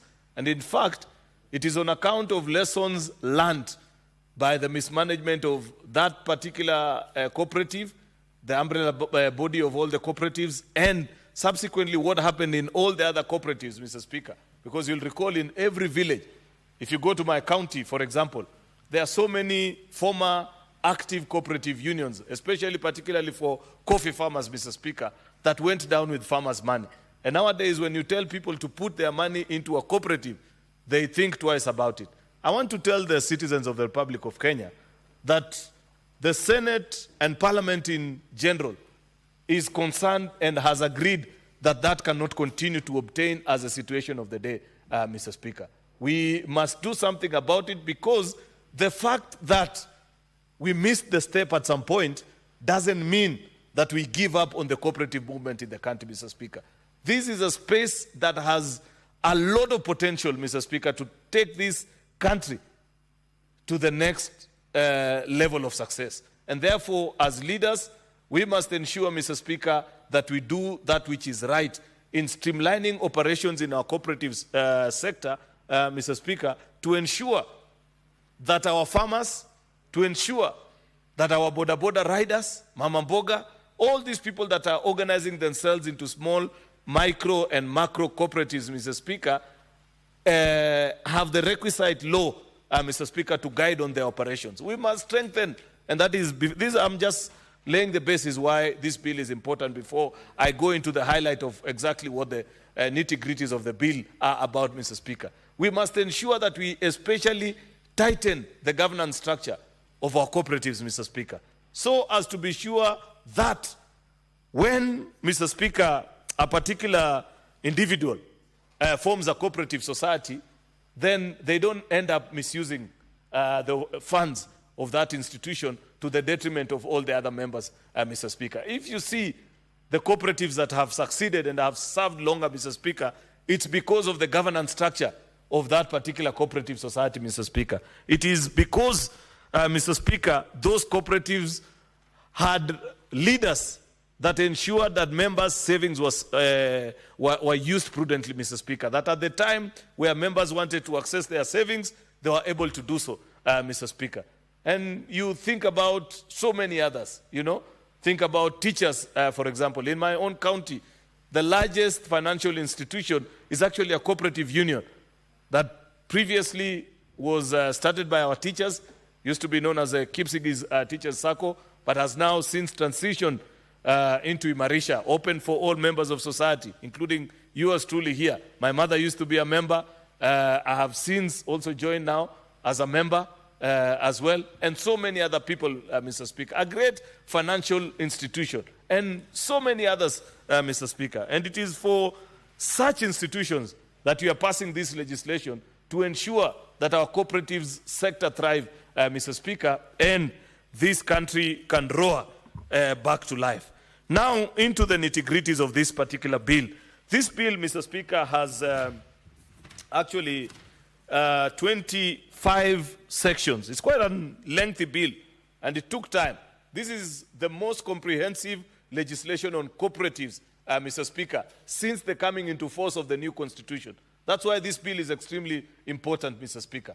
We tried last time, we tried in the 11th Parliament as well, to pass a bill on cooperatives. We didn't succeed. I am happy, Mr. Speaker, because this bill has now begun in the National Assembly. National Assembly has passed it. I know, Mr. Speaker, that we are able to debate it, Mr. Speaker, and pass it, Mr. Speaker, so that we sign it into law. I have listened, Mr. Speaker, even to the regulator of these societies, SASRA and the rest, and they have impressed on me the need to make sure that this legislation is quickly passed, Mr. Speaker, so as to ensure that we have a working sector. And therefore, this is the work actually of a consultative exercise that took quite a number of years. I don't know if you know, for example, who is the cooperative commissioner of Meru County, Mr. Speaker. I don't know if Senator Boni Alwale knows the one for Kakamega, or Mungatana, the one for Tana River. Yet, these are extremely powerful officers, Mr. Speaker, because many of your people are organizing themselves into cooperatives. We are now passing this piece of legislation, Senator Mungatana, so as to ensure that those men and women have sufficient powers to ensure that even the young people that you're about to take me to go and fundraise for example, in Tana River, that the minute they raise funds, Mr. Speaker, the officials, 3 or 4 of them, don't meet and misappropriate those funds and disappear into thin air. That we shall regulate that space in a particular way, Mr. Speaker, that ensures that the savings and the earnings of the members of that particular society or cooperative, Mr. Speaker, is guaranteed.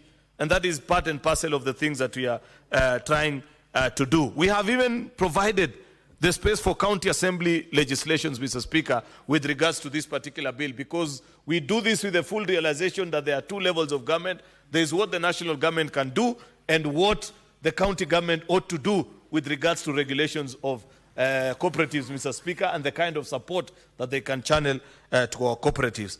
Therefore, this bill in entirety, Mr. Speaker, it seeks to amend actually Cap 2A and to provide the timelines for making regulations to ensure implementation of laws passed by Parliament, Mr. Speaker. Secondly, just 1 minute, Mr. Speaker, I referred to the wrong notes, Mr. Speaker, that this bill is to provide the legal framework that promotes a sustainable and competitive cooperative sector for socio-economic development, Mr. Speaker, in a devolved system of governments. More specifically, Mr. Speaker, this bill seeks to provide for matters relating to, number 1, promotion, number 2, registration, and more importantly, number 3, regulation of cooperatives, and to give life to Article 186 of the 4th schedule of the Constitution.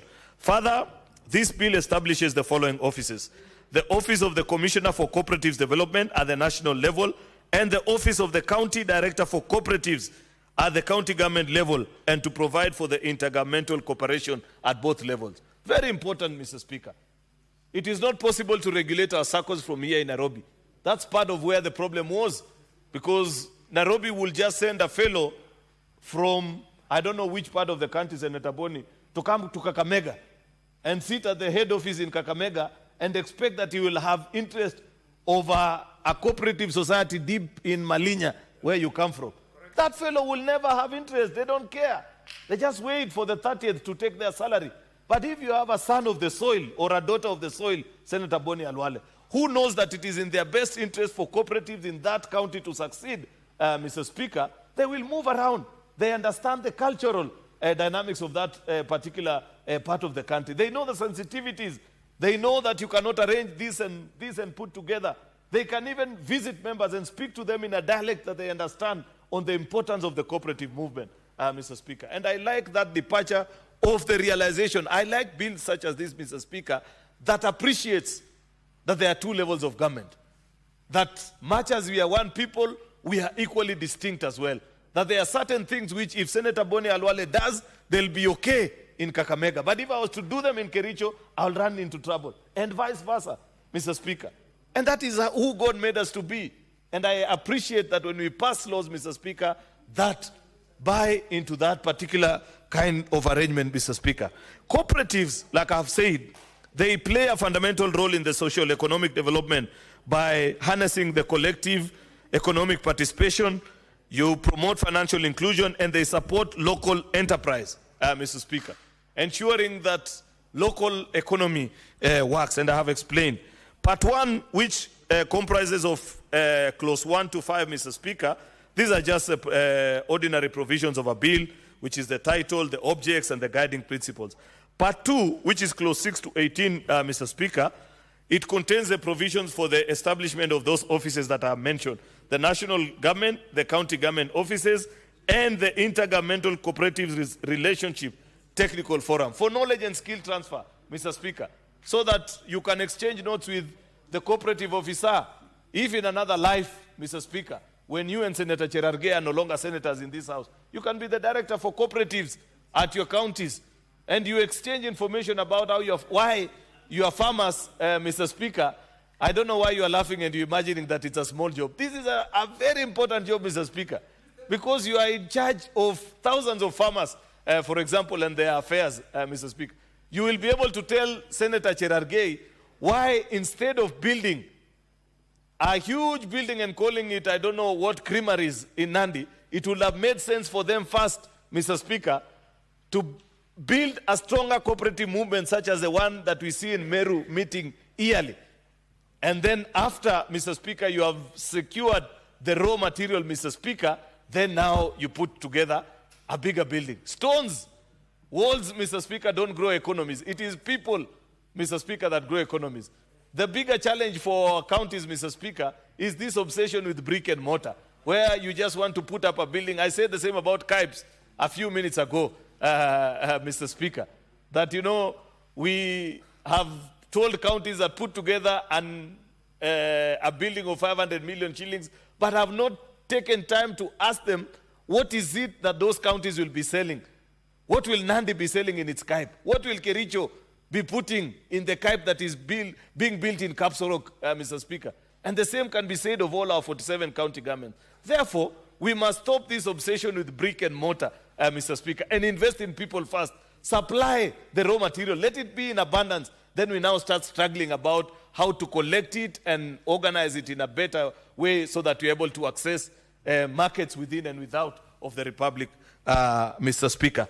Part 3 of the bill, which is clause 19 to 27, this provides provisions for the structure of cooperatives in Kenya. Members will take time to read and appreciate. Part 4, Mr. Speaker, which is clause 28 to 43, it's provisions for registration of cooperatives, Mr. Speaker, so that you ensure that when a cooperative is registered, Mr. Speaker, what are the transition provisions so that somebody doesn't run away the way our colleague, and is not here, Senator Maanzo, disappeared with the ODM certificate in 2007, Mr. Speaker.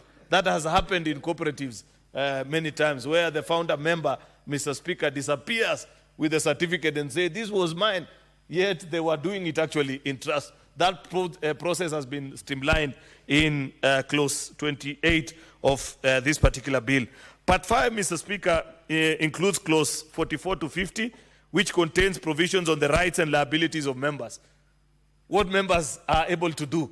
You know, previously, I have seen members, you know, KTDA, for example, Mr. Speaker, and you and I are representatives of farmers. We have KTDA factories in our counties. KTDAs are forms of cooperatives, Mr. Speaker, because it is farmers that have come together, they put up a factory, Mr. Speaker, and they have handed over management of that particular factory to a managing agent called KTDA. That's a form of a cooperative, much as they are governed under the Companies Act, Mr. Speaker, and that is something that we were not able to resolve when we were passing the tea legislation in this House. And I hope, Mr. Speaker, that this time of Parliament, we can actually provide clarity, because I don't think anything that is owned by multitude, you want to subject it to the same set of laws with a company that is owned by either a sole proprietor or 3 or 4 individuals. These are companies that are owned by thousands of people. And therefore, I believe they should be governed more, actually, by the Cooperative Act more than companies, Mr. Speaker. That is why you find an innocent farmer in Kubu, Mr. Speaker. When they walk to the factory next door, even the watchman alone can stop them from accessing the factory. Yet that particular farmer is the owner of that factory through their contribution of tea that they give to that particular factory each year. We have provided for the rights and liabilities of members in our cooperatives in this section, clauses 55 to 66, Mr. Speaker. 67 and 68 provides for amalgamation and division of cooperatives, the various types of cooperatives that you have. What is it that is a smaller cooperative and a larger one, Mr. Speaker? We didn't want to lump all of them together. A cooperative such as yours, the one that I've given as a perfect example, or Imarisha in Kericho, Mr. Speaker, that has tens of thousands of members, cannot be governed by the same set of laws, for example, like Kapsoit Boda Boda, the one I fundraised a few days ago for, Mr. Speaker, that has hardly a few hundred members, Mr. Speaker. Therefore, we have provided for the classification of the various cooperatives that exist. Under Part 11, Mr. Speaker, which is the provisions for charges on cooperatives, and there is inquiry, inspection, Mr. Speaker, and the special powers of the Cooperatives Tribunal. Mr. Speaker, we are setting up the Cooperatives Tribunal, and I hope these tribunals, Mr. Speaker, don't turn out to be toll stations, where when members dispute, if they are to form or lodge a complaint, Mr. Speaker, then it is just the highest bidder that is listened to. It must be manned by men and women, Mr. Speaker, of great integrity, who understand that they are dealing, Mr. Speaker, with ordinary citizens who may not have the force, Mr. Speaker, to do many of the things that are being looked at under this particular law. So, Mr. Speaker, this is a very comprehensive piece of legislation. And I hope that members will take time to appreciate, read it, give their comments, Mr. Speaker, including on the tribunal, Mr. Speaker, and when the tribunal, for example, in section 131(2), I just wanted to read that particular part to make this case, that where the Cooperatives Tribunal enters judgment in terms of award together with cost, it shall issue a decree which shall be enforceable as a decree of a tribunal, Mr. Speaker. Just giving it powers, you know. And what happens if you fail to attend a cooperative tribunal, Mr. Speaker, and what will happen, and so on and so forth, Mr. Speaker. So, Mr. Speaker, I want to urge members that we support this particular bill. Share your thoughts, Senator Osotsi. I know, for example, you are very actively involved with the cooperatives in Vihiga, including the Boda Boda one. One of the best performing actually in the country is the one. Those gentlemen from your county, they were in my county when we were fundraising for the ones in Kapsoit that I mentioned. And they extended an invitation to me, said when we will be having such a function in Vihiga, we will invite you. I think it's in the next few days, Mr. Speaker. Actually, it's this weekend, if I am not wrong, Mr. Speaker. You must make sure that you make comments and tighten the cooperative space so that the funds that you raise for them on Saturday end up benefiting the members, as well as so many other cooperatives that are in your county. Therefore, Mr. Speaker, this is an important piece of legislation which I want to urge colleague members to support and reach and ensure that we guide our cooperative space for the betterment of our country. With those many remarks, Mr. Speaker, I beg to move and request the Senator for Kakamega, the whip of the majority side, Mr. Speaker, to second. I thank you. Senator Dr. Mboni Karware, the majority whip. Mr. Speaker, it is both an honor and privilege that I'm seconding this very important bill. Because, Mr. Speaker, had it not been for the cooperative effort, I would never have owned a home in Nairobi. Myself.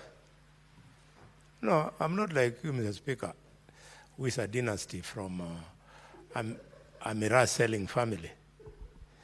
Mr. Speaker, cooperatives mean many things, indeed many things. And listening to the leader of the majority speak, I want us to think much more. He has severally referred, Mr. Speaker, to the self-organization of members of cooperatives to raise funds. And he has mentioned numerous occasions when he's been to initiatives of fundraising for this initiative, up to and including the one that he will do back home in Vihiga this weekend. Leader of the majority, you are most welcome. And please come with good money. Because as you know, I was whispering in your ear last month that your transformation into a mogul is truly celebrated by me, who has a son your age. And therefore the proceeds of your mogul industry, when they come to Vihiga this weekend, will be very grateful. But more seriously, Mr. Speaker, what do I mean by we should think it further?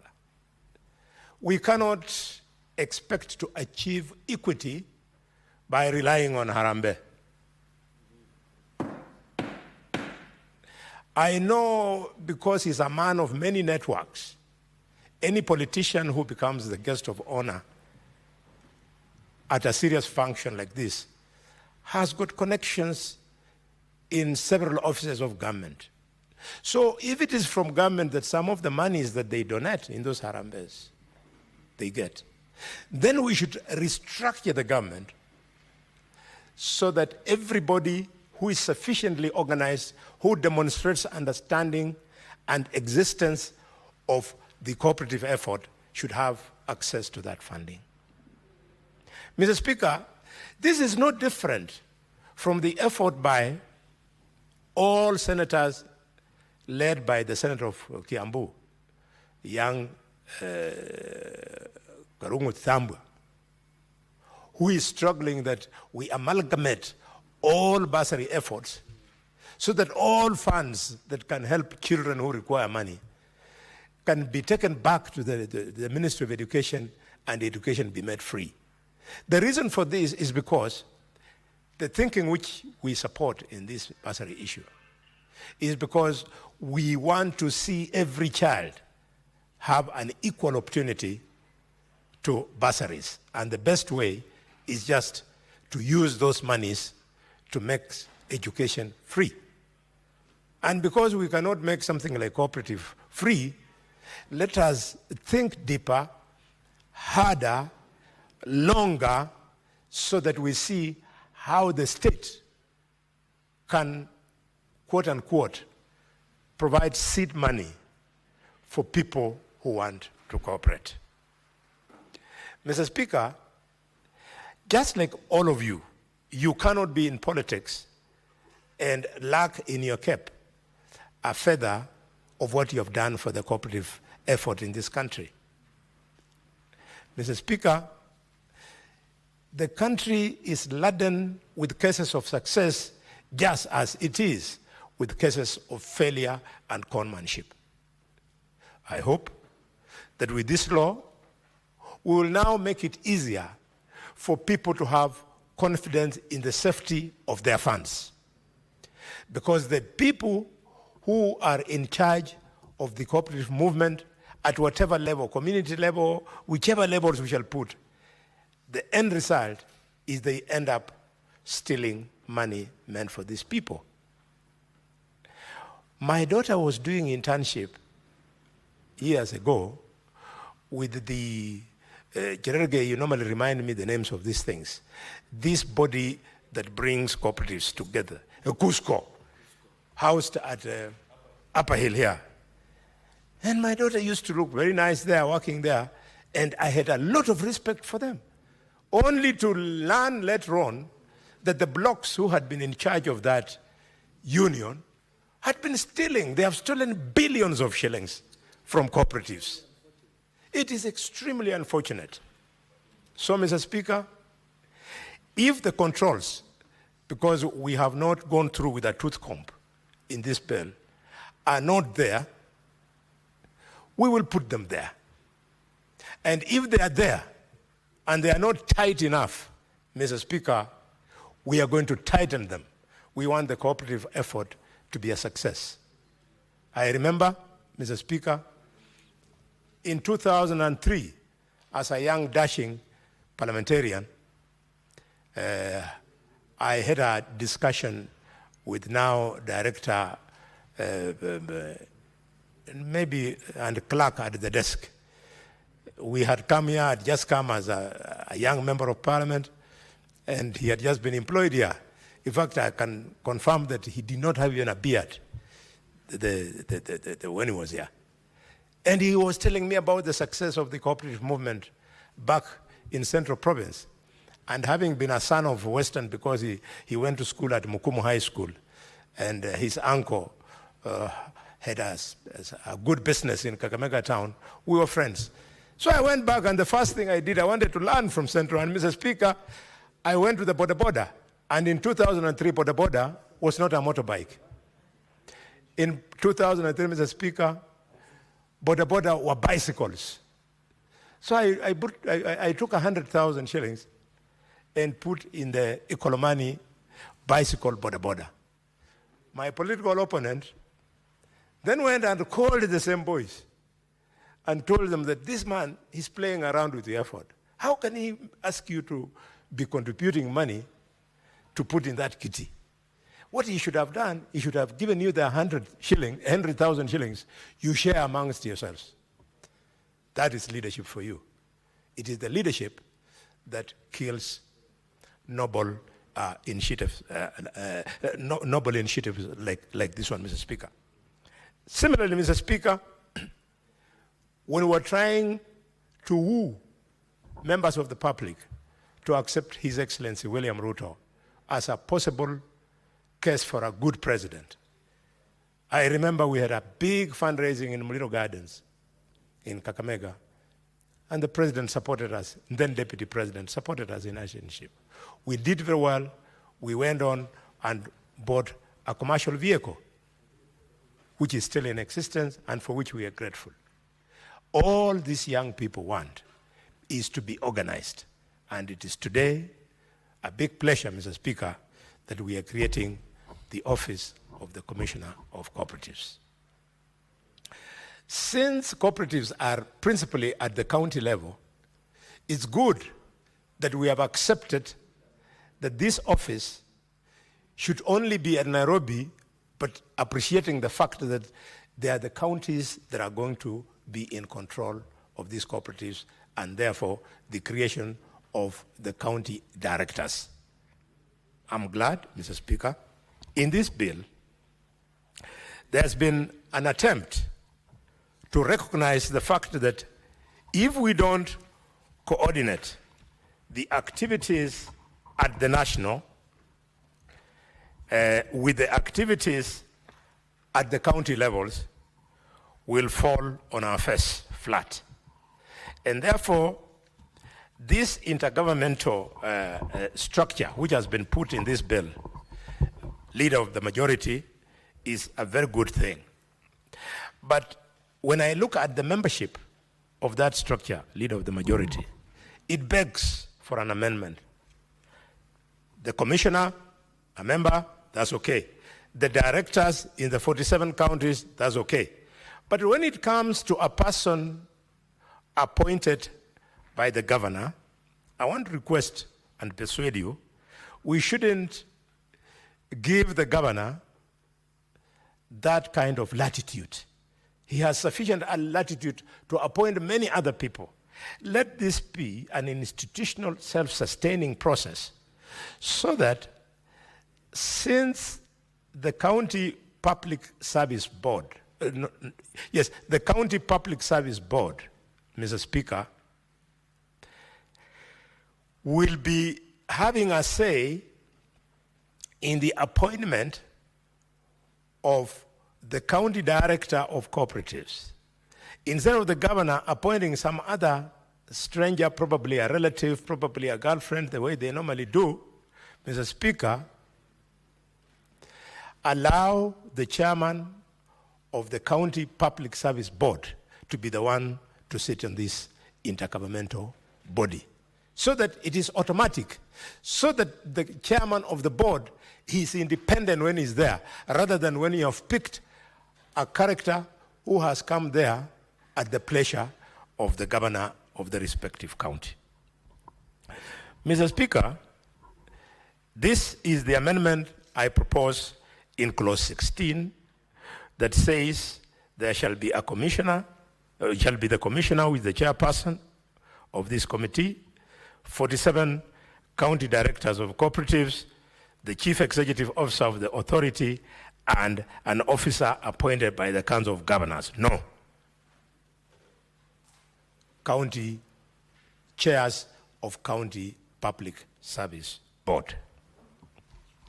Mr. Speaker, having said this, I can see an effort in this bill in clause 20 where under the structure of cooperatives in Kenya, we have created primary cooperatives, secondary cooperatives, cooperative federations, and the ABEX cooperative.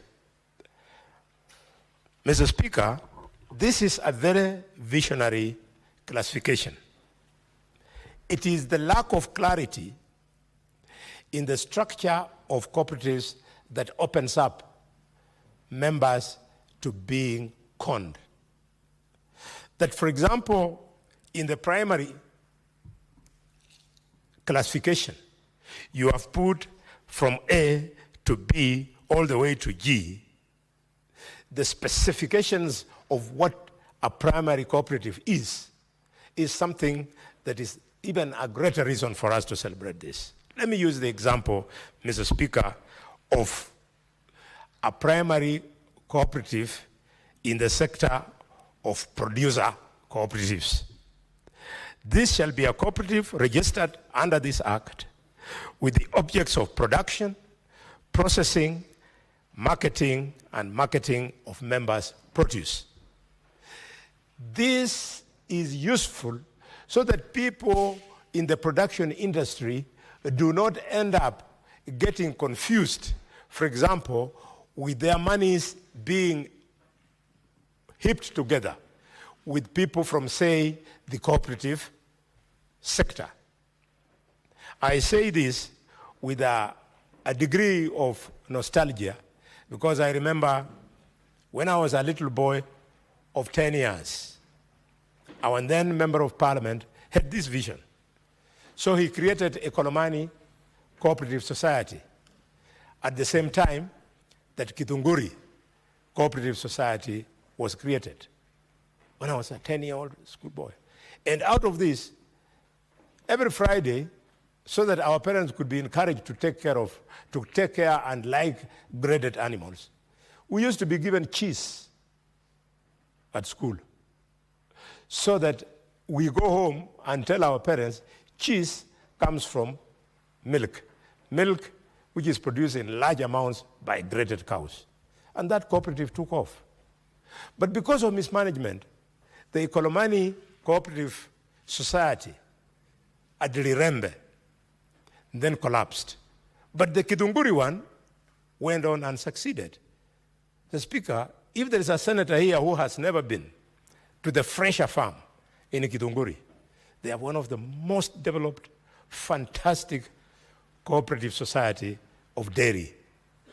You know, Senator Cherargei, those jokes you see in Nandi and in Kakamega, we are neighbors. It is not the case in Kitunguri.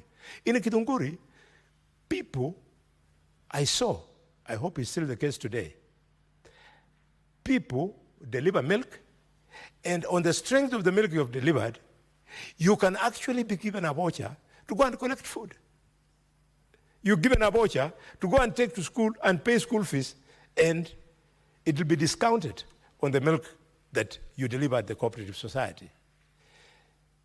We went there, Mr. Speaker, before and after the advent of Mungiki. Sometimes I hear the former deputy president talk about violence in his Wamanyoro meetings, and I say, indeed, ignorance is bliss. Mr. Speaker, I see the violence that has never been witnessed in the central part of this country, now repeated almost every weekend in funerals and or rallies and what have you, and I say, indeed, ignorance is bliss.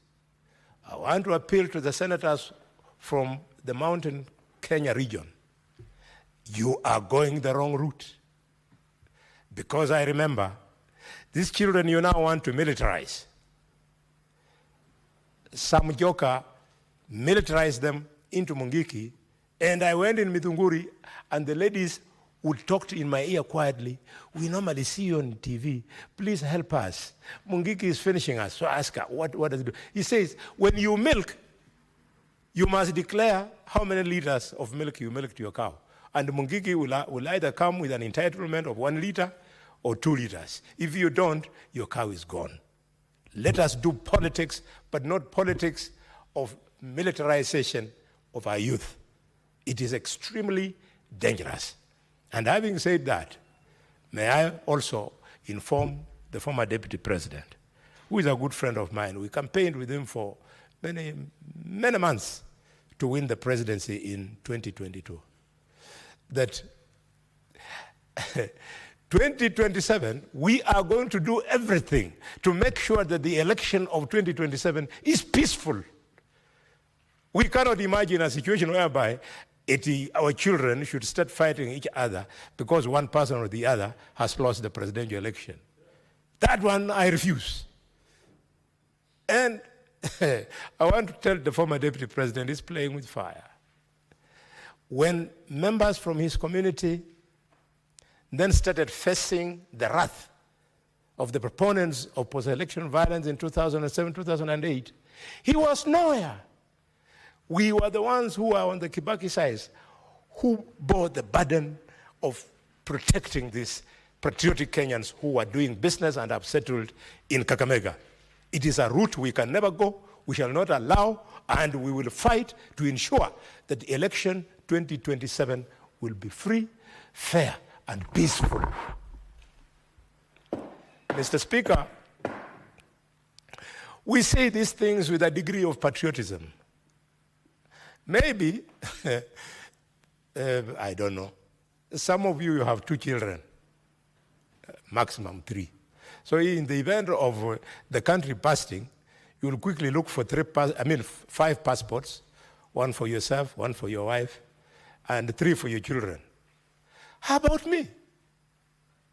I will not know where child X is, child J is, child Y is. I would die out of worries, Mr. Speaker. I need peace so that my children, wherever they be, I'm assured that they're okay. I'm serious. I'm telling you. It is a thought that I cannot entertain in my mind.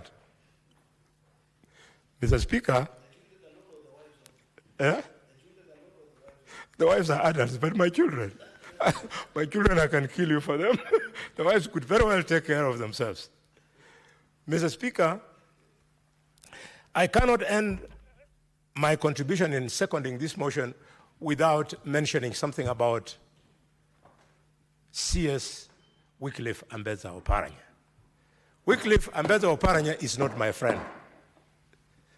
Wycliffe Ambetsa Oparanya is one man against whom we have competed longest in my career. And therefore, we are serious political adversaries. Thank God the elders brought us together sometime last year and we buried the hatchet. It is going to remain that way.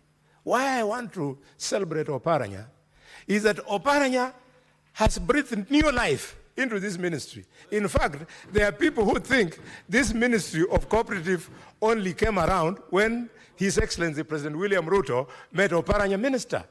This ministry has always been there, leader of the majority. But all of a sudden, Oparanya is there and is doing a good job. This is why sometimes I want to disagree with my younger brother Edwin when he doubts that Baba gave President William Ruto experts to help him run the government. I think it is true because Oparanya is behaving like a typical expert in members of cooperative. I mean, I have seen the coffee sector, which was there pre-independence in Kakamega, in Vihiga, in Bungoma, and many other parts of the country, especially in Nyanza and Western. They had all died. But Oparanya, every day on social media, I see he's there, he's doing this, he's doing that. We must give him space. I only want to urge members of the National Assembly, Budget and Appropriation Committee to make sure that they put sufficient funds at the disposal of CS Oparanya so that we have enough funds. I appreciate the fact that there is something they call the cherry fund, but we should have enough funds to make sure that farmers who want now to rejuvenate, to reinvigorate these factories of coffee can now be able to get good settlings. And I would like to urge members of the farming community, especially those interested in coffee in Kakamega, not to be in a hurry, just because of the hype which I can see going on now, to plant seedlings. I have had an opportunity to sit with the Senator of Kirinyaga, who appears to understand coffee farming very much, Mr. Speaker, and he has confirmed that if you prepare, get the right seedling, measure it against the soils and so on, your plant grows much faster. With those many remarks, Mr. Speaker, I second.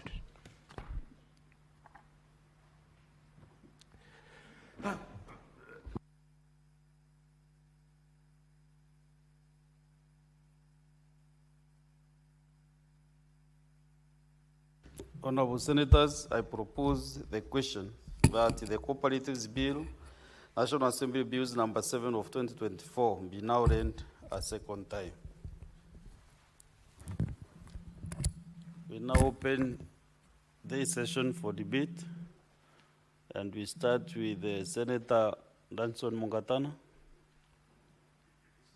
Senator Okech Endi. You are next after Senator Gicheru. No, he was here quite early before you. And I don't know why you're questioning the chair. Senator Chair, Cherargei. Senator Cherargei is questioning You you. might fail to get a chance to debate this afternoon. Senator Cherargei must not question the chair. Mr. Speaker, I want to rise and on the onset support this bill, Mr. Speaker, that has been moved by the Majority Leader, and say that the cooperative movement, Mr. Speaker, is one of the best structures of organization in business terms that lift societies, Mr. Speaker. And this bill seeks to put a legal framework that will ensure that there is proper governance for cooperatives in the country, Mr. Speaker.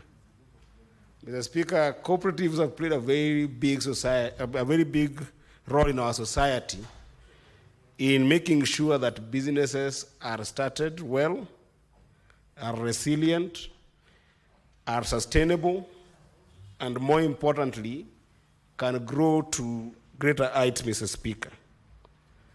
But one thing that has always been elusive to us as a country is the governance of cooperatives.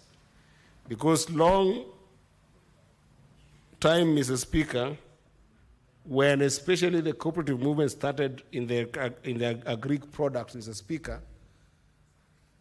the challenge has been that the idea of governance has been left to the national level.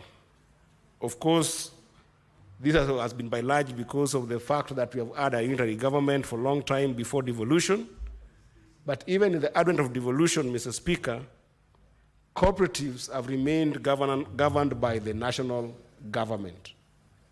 Yet the core and the essence of cooperatives, Mr. Speaker, is to help small and medium enterprises particularly, which actually was the core of the Kenya Kwanza Manifesto, to look at the micro enterprises, small, medium, and sometimes growing businesses in our country, Mr. Speaker, with the idea of undoing the challenges that these businesses are facing, Mr. Speaker. And those challenges, it has been proven time without number that those challenges are best addressed within cooperatives. Yet these businesses exist in the local communities where we come from. They are in the counties. They are in the constituencies. They are in the wards where we come from. But then if you look at the governance structure, the legal infrastructure that defines cooperatives, Mr. Speaker, you find that it is only at the national level that they have been regulated over time. So this is the first bill, Mr. Speaker, that seeks to give life to Article 186 of the Constitution, which sometimes back when the Constitution was being done, saw a nexus between the national government and the county government in the running of some of affairs such as the cooperatives that we're seeing right now, Mr. Speaker. And therefore, Mr. Speaker, I don't see any good bill that will be better than this in terms of that giving just that legal framework that encompasses counties to be able to give them a life in the control of cooperatives, Mr. Speaker. For far too long, Mr. Speaker, cooperatives in this country have faced the problems of financing as the biggest one, to the extent that specifically you've seen SACCOs coming in place, which is a subset of cooperatives, that SACCOs have been innovative around the idea of creating credit facilities as well as saving facilities. And Mr. Speaker, you will see that a number of those SACCOs that we have seen in our borders have ended up changing lives to the extent that most of the informal business that we see today, or people who are still in the informal economy, over 70% of our country, Mr. Speaker, is still in the informal economy. If you look at the number of people who are employed and taxed in this country, Mr. Speaker, is barely 30%. And that informal economy, the Juakali sector, the border sector that right now NTSA has given as having 1.5 million people in our borders, Mr. Speaker, those people can only make sense of growing their businesses within some form of a SACCO, which has specifically chosen the line of financial services and being able to help its members to figure out those financial services. And Mr. Speaker, even last week, we were with a number of senators from this House who I want to thank very much. And I know that, Mr. Speaker, your contribution also reached the people of Migori, and your message was well home with the people of Migori. I know you were traveling in Israel last week, but then you saw the sense of being able to organize the Migori people who are in the boda industry in circles where, Mr. Speaker, you won't imagine they might look like little circles where they don't have proper financing to help them acquire bodas where the cost of bodas tend to be very expensive.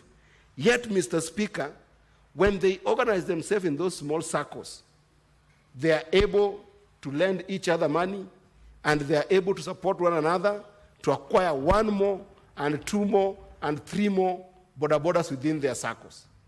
And last week, Mr. Speaker, through the effort of colleagues in this Senate, we were in Migori County to help the boda circles of Migori, and we raised 12 million.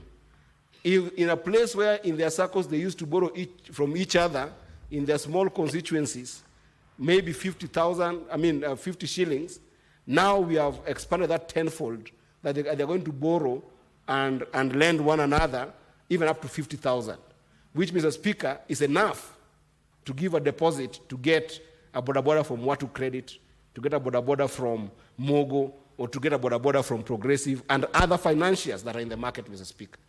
So the role of cooperatives, as demonstrated by SACCOs, Mr. Speaker, cannot be understated. And the whip, majority whip, Senator Boni Alwale has just spoken about how cooperative movement have changed even the lives of farmers who are giving business sense in the milk industry on the mountain where you come from, Mr. Speaker, from the mountain. And you can see how this can transform the lives of our people. Yet the challenges of governance and mismanagement of SACCOs, Mr. Speaker, have constantly remained with cooperative movements, to the extent that mismanagement of those cooperatives are not just based on lack of proper leadership and vision to cooperatives, but also to the extent that when members contribute to these cooperatives, they end up losing sometimes their own contributions into the cooperatives. And we have seen time without number, Mr. Speaker, that it is not only the local cooperatives that are struggling, but even the larger governing bodies at the national level that makes it impossible for cooperatives to have a sustainable way of corporate governance. This is an issue, but also the county government's roles, which is what this bill seeks to address in terms of giving life to Article 186 of the Constitution.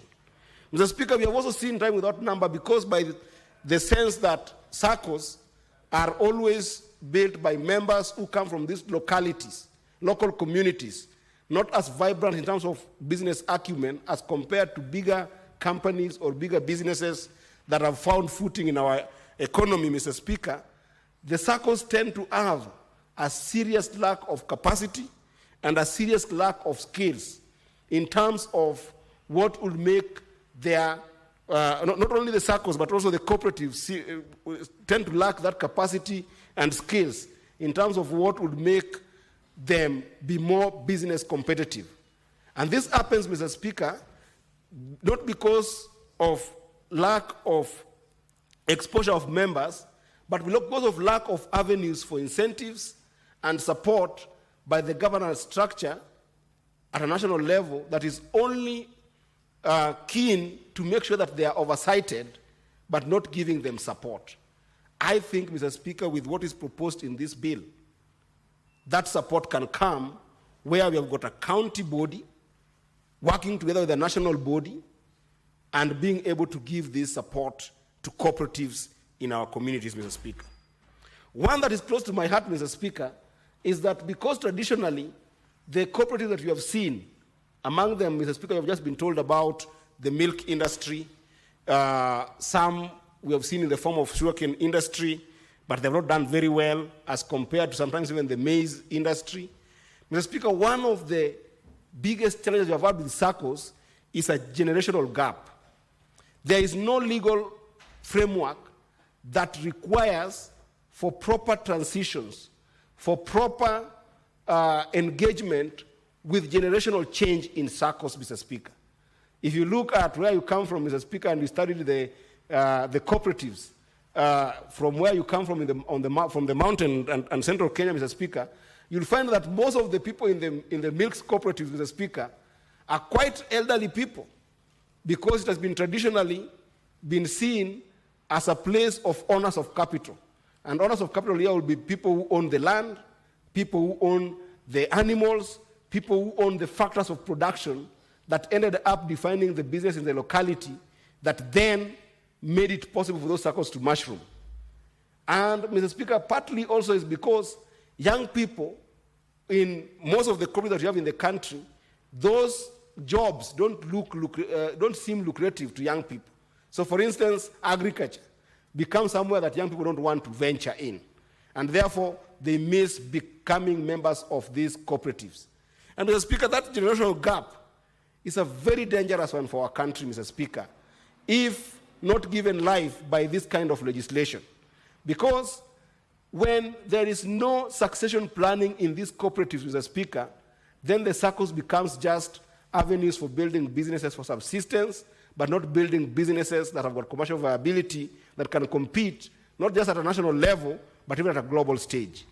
And the first attempt by this bill, if you look at the sections that are brought about governance in the counties to work with governance in the national level, Mr. Speaker, will be able to solve and cope for some of these issues that are elusive to building strong cooperatives, Mr. Speaker. And to some extent, Mr. Speaker, those challenges have also gone to gender gaps. Mr. Speaker, you've seen a number of cooperatives that are run within our villages. They tend to be male-dominated. And the reason is what I just talked about. Because they are small businesses that are not following the corporate structure of bigger businesses, the owners of capital who tend to be men in our communities tend to dominate those circles. With the proper legal framework that is being proposed by this bill, then you can be able to solve for these issues. The idea of solving for those weak legislation within the cooperatives will be enhanced by this particular bill. The idea of solving for weak leadership in cooperatives will be enhanced by this bill. But if we pass this particular legislation, Mr. Speaker, I am sure that we will have SACCOs that start having vision, that start having proper mission, that are still, will start running with proper business practices like we've seen in cooperatives that are in other countries, Mr. Speaker. And, Mr. Speaker, I must also add my voice because of what I've talked about in terms of generational gap. Mr. Speaker, today, if you were to think about a replacement of banks in our country, because our country has done very well in terms of just thinking about financial services. You know, if you go to places like the United States, or even by large in Europe, most people who have tried to do businesses tend to depend on two things, Mr. Speaker. Number one is proper line of credit from banks. The banking institutions have been very big, and to the extent that even daily expenses are found within a credit card. So people tend to depend on credit card, both for consumption for business, enterprises, as well as just individual subsistence, Mr. Speaker. And number two, there is a stronger investment in venture support. You hear about venture investment, venture capitalists, who can be able to identify a business, and after identifying a business, then they go ahead and invest in those businesses. We do not have strong venture capital environment in Kenya. We don't have strong venture businesses that people can place capital and be able to support business in Kenya. So it means that when we have got very strong youth bulge in Kenya that we see today, a number of young people leaving school and wanting to start a small business, even just by having a camera. We have seen very good young ladies from schools as well as young men from schools going to start to train themselves in a way that then they use the camera to start a business, Mr. Speaker. The best way to support them is to ensure that we don't put them in a perpetual state of politics, perpetual state of, radicalizing young people with language that I hear from people like the former deputy president calling on young people to, take arms and start being violent, Mr. Speaker. But the best way is to make sure that these young people can be put into cooperatives and be supported if this kind of bill passes this kind of House, Mr. Speaker. Therefore, Mr. Speaker, I want to say categorically that this is a very good bill that I think we must support very fast. And, Mr. Speaker, I wanted to beg this House that even as we support it, Mr. Speaker, we ensure that some of the classes that have been put together can be able to take advantage to make sure that that governance structure that is being proposed here, Mr. Speaker. If you look at part 2 of the bill and part 3 of the bill, Mr. Speaker, we can be able to have some amendment, and I wish the majority leader was here, to think about if people abide by the framework that has been proposed here, why can't we talk about enabling these cooperatives have a tax advantage? So that, Mr. Speaker, the cooperatives can be able to be exempted from some taxation and some concessions that can end up make it difficult for them to actually thrive when they haven't made good money from the pooling of resources by members, Mr. Speaker.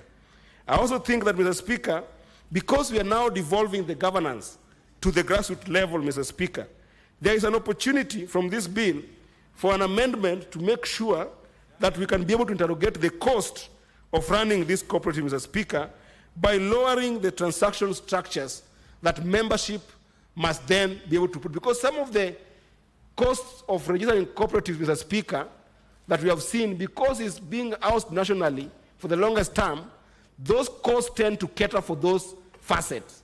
But now with this organization that now we are taking cooperatives governance to the grassroots, to combine national and county government elements, then I think there's opportunity, Mr. Speaker, of being able to require that if this framework passes, then we can be able to reduce the cost of transactions in those circles, Mr. Speaker. But circles exist, Mr. Speaker, to build businesses then that access market.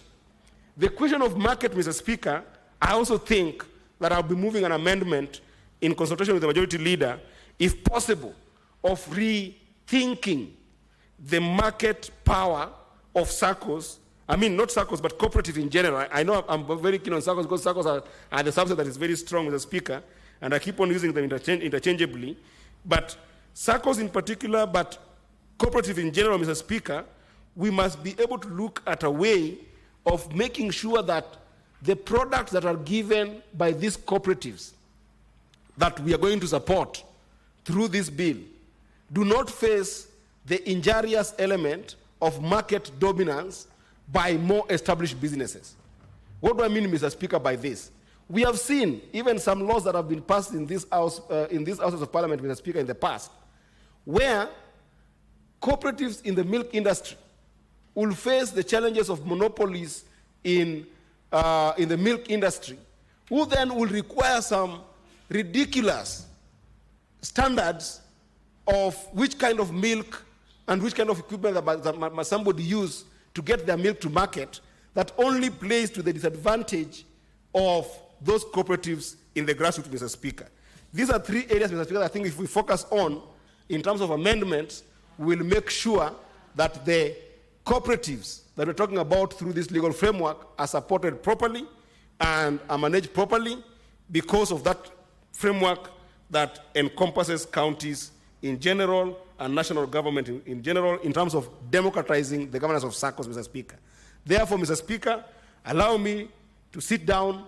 As I say, I support this bill that has been put forward by the majority leader, and I look forward, Mr. Speaker, to its life in ensuring that cooperatives within our borders will be stronger and will have a proper environment for business sustainability. I thank you, Mr. Speaker. Senator Samson Cherargei.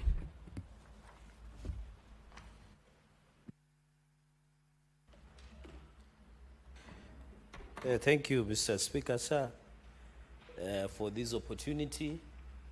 I want to allow me to make a few comments on the National Assembly Bill number 7 of 2024.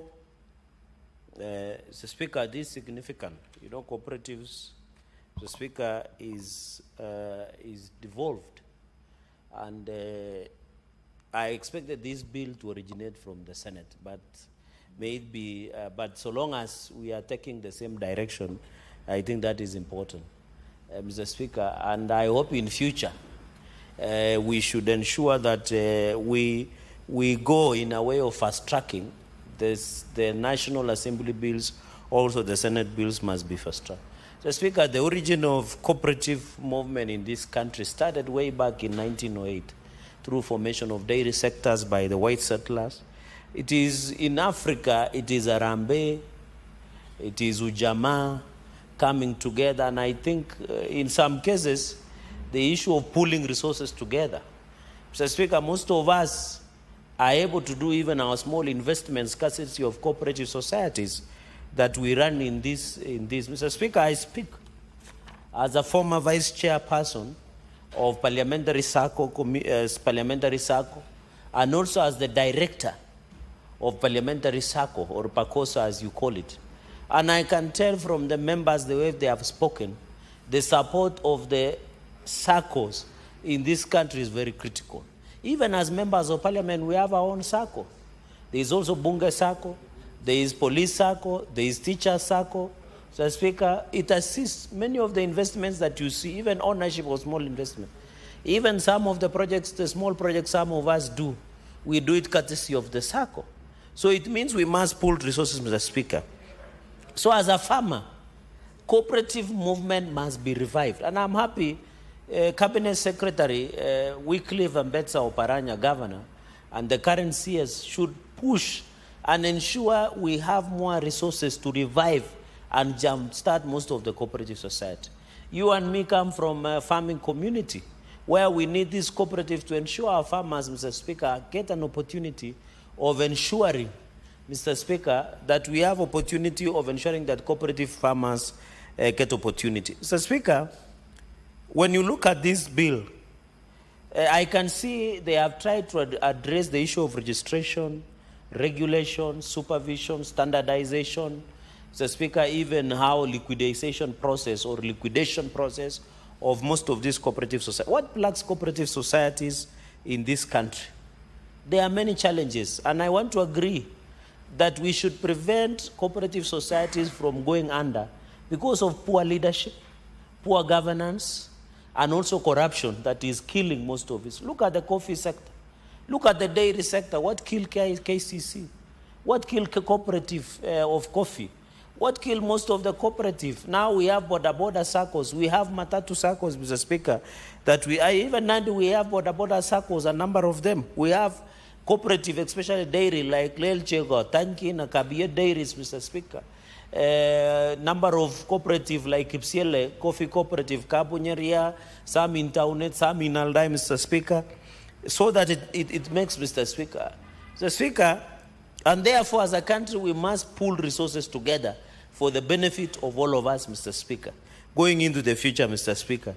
Mr. Speaker, you remember today in the morning when I was in the talk show, when I was in Citizen at the State of the Nation, we must as a country also be disciplined. This issue of indiscipline, corruption, and bad manners and bad governance should not thrive in our country. Even when you are not, even when you are an activist, whether you are an activist, whether you are a director of a cooperative society, Mr. Speaker, and I told the country that one of the activists will resurface today, and they have resurfaced today, Mr. Speaker, and I was very right, that in this country, the bad manner should not be exported to our neighboring countries like Tanzania, like Uganda, and many others, Mr. Speaker.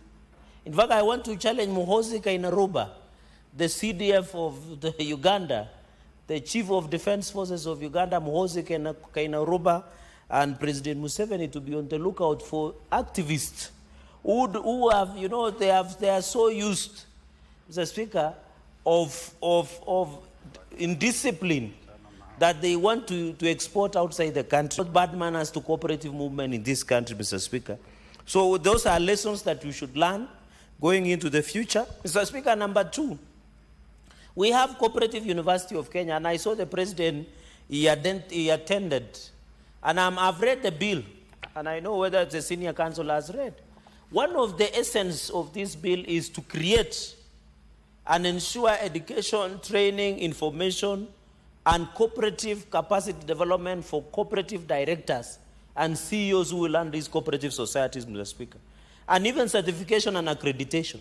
Mr. Speaker, if we want to achieve, we must ensure that the Cooperative University of Kenya is anchored in this bill so that we have a standardized way of accrediting and standardization, because you can imagine if directors of cooperative are trained differently across the country, we'll never have a standardized format of looking at it. So this is the opportune time, Ministry, and I'll be bringing an amendment so that we anchor the Cooperative University as one of the training centers, one of capacity development centers for development of our cooperative directors and CEO who will run this cooperative, Mr. Speaker, and ensure also they assist us as part of governance, Mr. Speaker. In cooperative governance, we must relook at it, Mr. Speaker. So I want to challenge that we must anchor the Cooperative University of Kenya as part of the people who will, and I'll bring an amendment to ensure we have issues of accreditation, standardization, training, capacity building, and research. And this is one of the only universities that we have in the country that we must anchor to allow us to train. And I think, Mr. Speaker, going into the future, let us also specialize some of these universities. I remember JKUAT was supposed to be agricultural training, including Egerton. We need to ensure, universities are going under. And Senator Omogeni, many people have challenged the university funding model.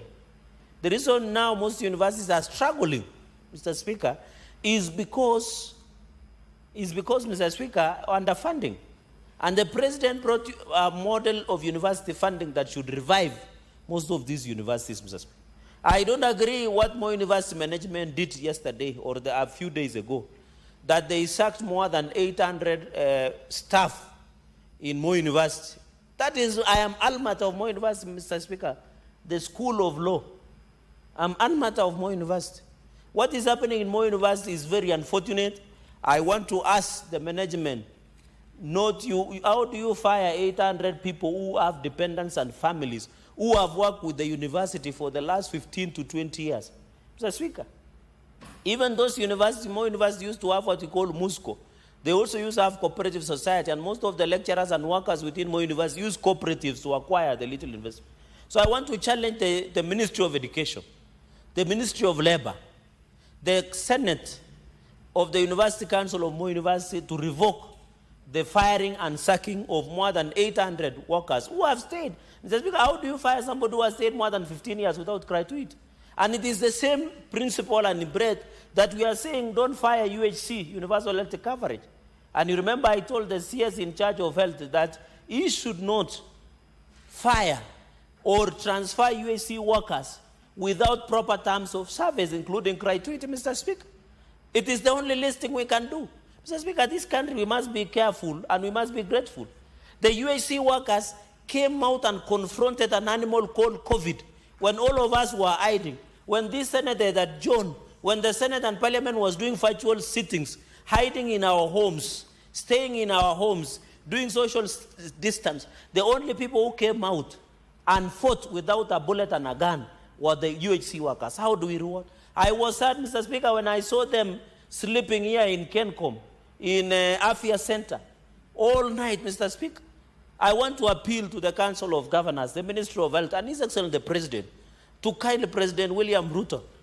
I know he's a man with a big heart, to intervene on this issue of UHC so that our young men can be confirmed on permanent and pensionable, their gratuity which should be paid, just like we do in PNP, Mr. Speaker. So I'm saying because most of these organizations have cooperative movements, within even police, we want to see, Mr. Speaker, we want also to see, Mr. Speaker, the teachers' cooperative union, Mr. Speaker, even Mwalimu Sacco, I know it had challenges in the past, Mr. Speaker. I saw yesterday the committee of the education, demanded the medical cover of teachers.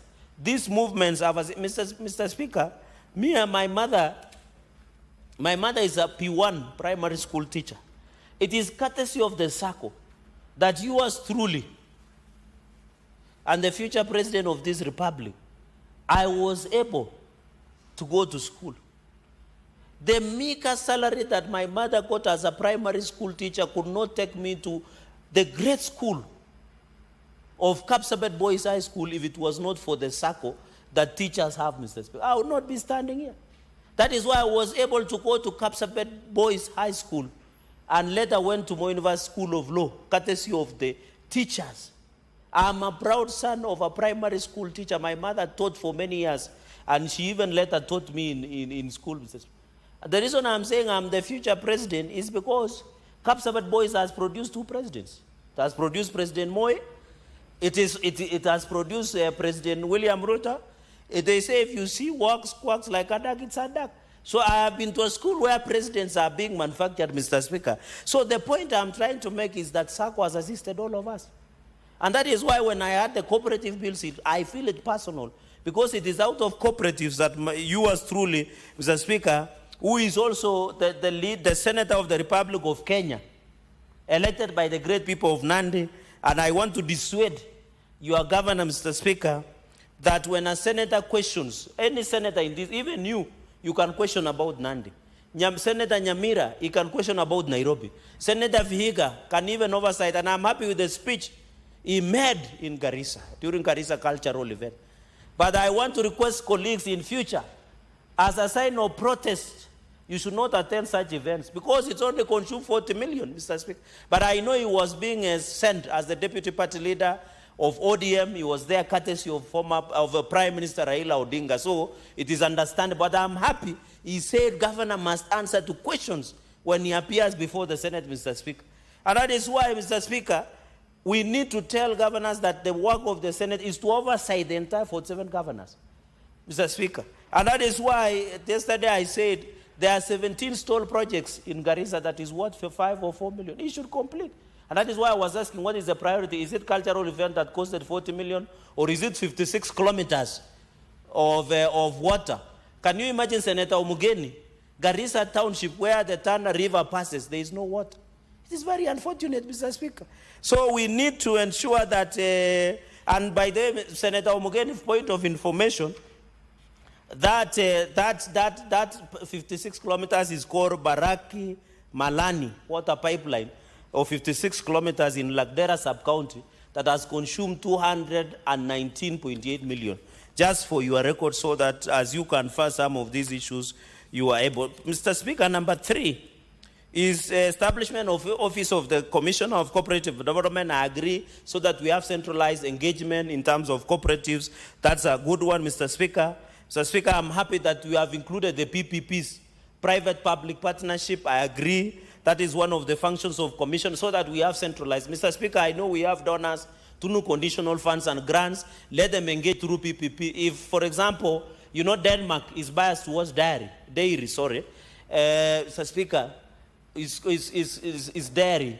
Dairy is biased towards dairy. Mr. Speaker, they should be able to be allowed under PPP to partner, for example, with farmers from Nandi, Mr. Speaker. As I said this, I'm sad, because the current governor of Nandi, Governor Sang, which has done the source of champions to source of corruption, is that he has built a Nandi cooperative creameries. Can you believe this, Mr. Speaker? Almost 1 billion, yet he has not even packaged a half a liter of milk. Even a correct factory should only consume 350 million, Mr. Speaker. It is very unfortunate that as we talk today, the farmers of Nandi, we have never gotten value, because Nandi, there are so many white elephants. In fact, do we call yellow elephants or still white elephants? Because Kabiet, which has Nandi creameries, has consumed almost 1 billion. Yet they did not buy land, Mr. Speaker. You go to newborn mother baby in Kapsabet Hospital, is tall. You go to Nandi Governor's office, is tall. Kobujai Hospital, which is thrown away from the Governor Sang home. God forbid if he gets a medical emergency. That project has stalled and has consumed almost 100 million Kenyan shillings. Just like Kapsengere, like Chepterwai, Kapsengere Dispensary, Chepterwai Hospital, Mr. Speaker.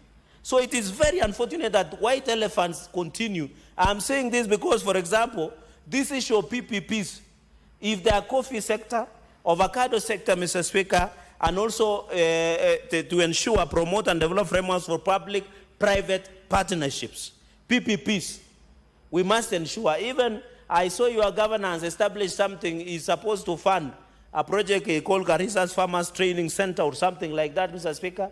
We must ensure that we bring cooperatives into this, and this will be the work of Commissioner of Cooperative. Mr. Speaker, I think I agree also when you look at another clause, because I can see my time is fast spent. The Director of Cooperatives for Counties, I agree, but I'm happy that you have given a word of intergovernmental so that we have that relationship between the Cooperative Commissioner in Nairobi and 47 county directors so that we don't undermine.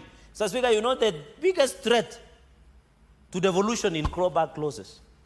And we are seeing this legislation that is being sponsored by National Assembly, that they want to claw back some of the devolved function, like health, like cooperatives, Mr. Speaker. We need to be very careful as a Senate, Mr. Speaker.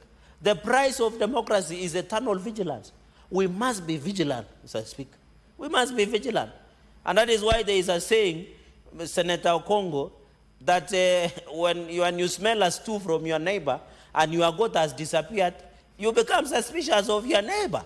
So we need to be careful what National Assembly wants to achieve, Mr. Speaker, because they are slowly taking the functions of counties and transferring and telling us, you know, NGCDF has done much more than counties. Mr. Speaker, they say before you kill a dog, you give it a bad name. There is corruption everywhere. I want to challenge National Assembly, if they have bowls of steels, sorry, Mr. Speaker, if they have courage, they should oversight their work of national government. There is so much corruption everywhere. What we should be calling out is EACC. But I pity and empathize with Garissa County, because unfortunately the CEO of EACC comes from Garissa. I don't know whether he will be conflicted, whether he can take action against the county government of Garissa, but that is a story of another day, Mr. Speaker.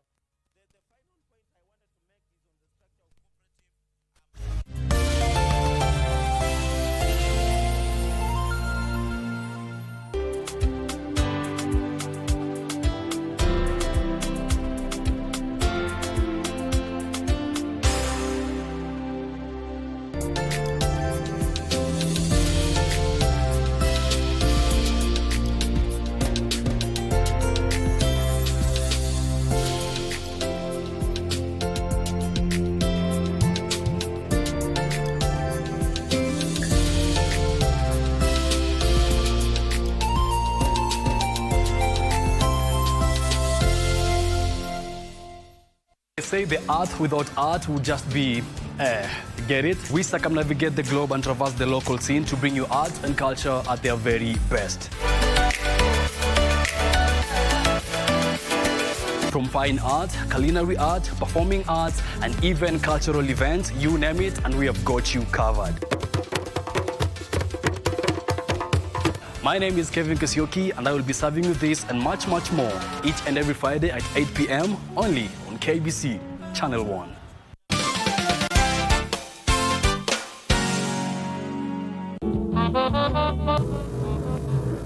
Sioni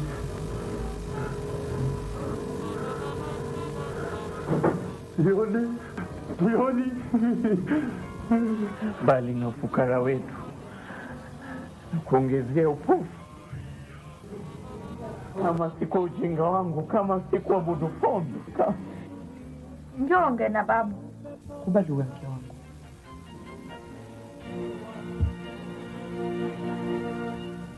Singita!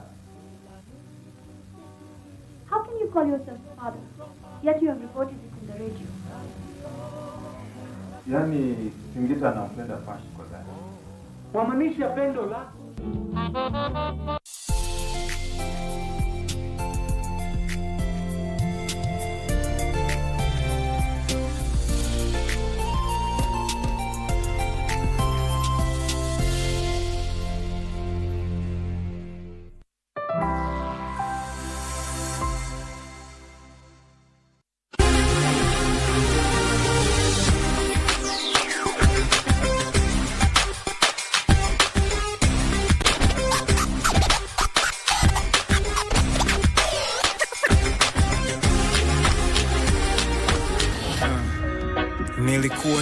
kupanda kiasi cha kufanya maamuzi kwa kuirusha coin. Bahati mbaya sikuwa nayo, nilipotoka hai nikacha kutazama nayo kosa, nikaweka moyo wangu wote kwa nilio nayo. Wote waliponiacha nilitazama juu, nikiamini Baba kwamba wewe pekee ndio unayenijua vizuri. Ukanikingia jua pale ambapo hata my family tree haikuweza nipatia kivuli. Naomba mkato kila siku umenipa bakery, umenieka juu ya adui robo century. Nini cha kunieka mbali nawe ikiwa vyote ninavyoviangaikia sitoingia navyo kwa cemetery. Ngumu kuimaliza siku kiwa ndani ya ngozi yangu, hawajui sio rahisi kwa nafasi hii. Mungu amenipatia baraka ambazo siwezi kuhesabu, kanitoa Misri now niko free. Father guided me, decided for me, I'm so far now. Many gave up, brave his name he gave me. I'm here standing up from his testimony. So let's say,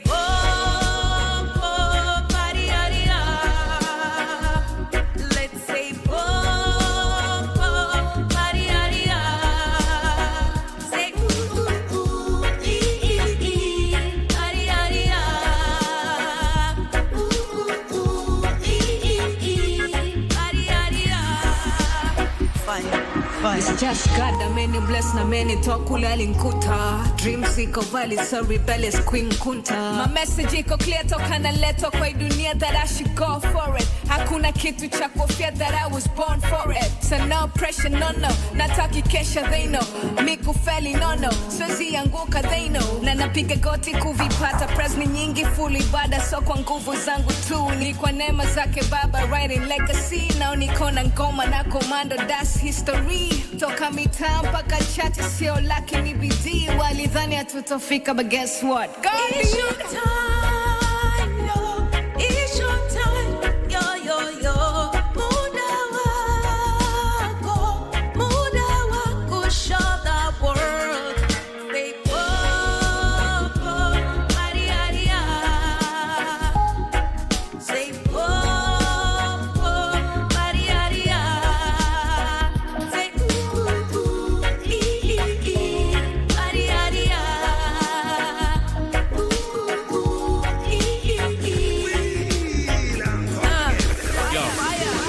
Nimesha kesha usiku kama popo na wapopo, sio issue askari halali generali mpaka kopo, tafuta fedha halali, getting bread tena bofo. All you mofos steady hating, hoping for my downfall.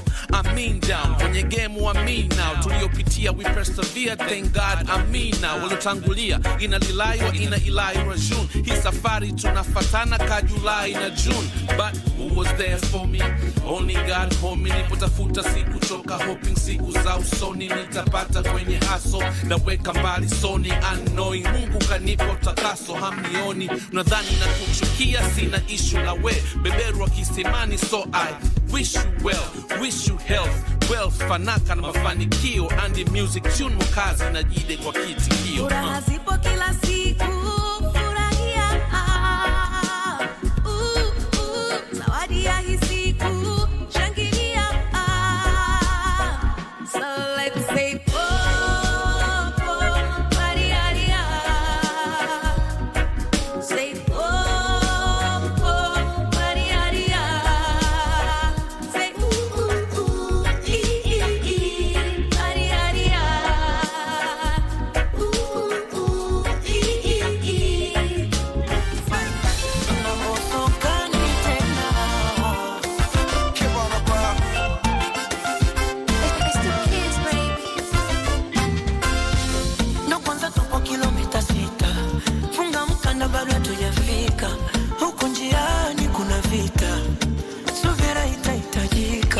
shida mitiani, binadamu tumeumbiwa na mapenzi ni burudani, toka enzi tuliambiwa.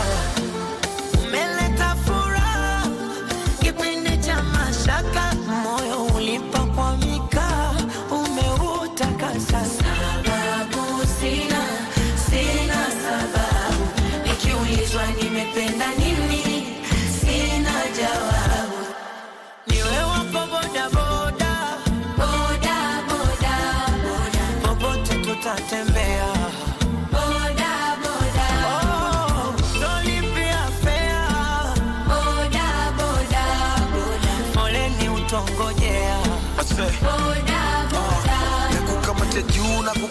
chini, watu wote wanajua na kukamatia mimi. Wanafiki wa mbea watakamatia nini? Acha wende watu roge situ kamatie dini. Stories za mapenzi si tunafaa, washasemaga mengi miaka kadhaa, na bado tuna trend usiku na saa. Sisi uko na Mnyamwezi kibana ba habibi siri ndogo ndogo nifichie, kama nikikosa niambie, na nikipatia unisifie baby. Habibi siri ndogo ndogo nifichie, kama nikikosa niambie, na nikipatia unisifie Sababu sina sababu, nikiulizwa nimependa nini sina jawabu. Sijui wewe wako boda popote tutatembea boda tolipia fea boda foleni utongojea boda kukosea, naomba unisamehe, shajionea kwamba sina lolote, bila wewe siwezi endelea, naomba tuendelee. Yalikuwa matamu mapenzi yetu, yalikuwa sopa.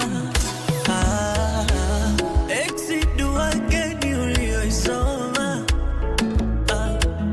Kama ndo cha moto nimekiona, siwezi kujifanya niko sawa, kumbe inachoma, inaumiza, nimeshindwa kukaza. Mwenzako nataka turudiane, mwezi unataka turudiane, mwenzako nataka turudiane, mwezi unataka turudiane. One second.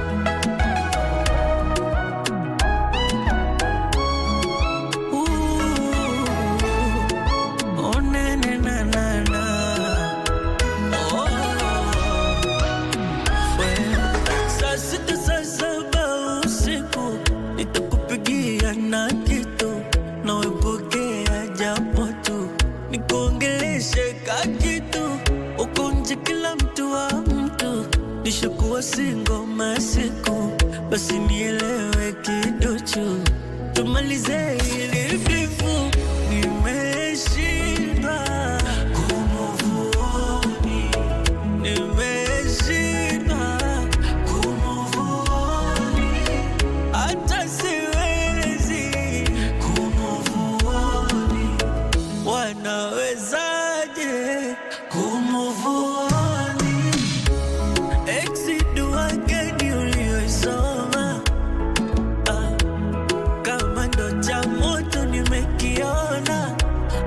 Siwezi kujifanya niko sawa, kumbe inachoma, inaumiza, nimeshindwa kukaza. Mwenzako nataka turudiane, mwezi unataka turudiane, mwenzako nataka. Ina maana sana inavyoonekana kama nina ulafi, inavyoonekana kama nakuja kasi. Najua unahitaji kidogo nafasi, na mie ndiyo hivyo nishakulea nazi. Wanaota unaniita, sauti yako inavuma toka mbali, mizigo yako nitajitwika, niko tayari mie kuanza safari. Kuna wakati ni usiku saa 9, unaongea na mimi haulali, hivyo vitu vyanimaliza, na kukuacha kwa kweli sitakubali. Yani sitosheki mimi, unazidi kunichanganya, au nilambe na ulimi nipite uko chini kwa chini, naibuka nikizama kama samaki baharini. Mapenzi yako mvua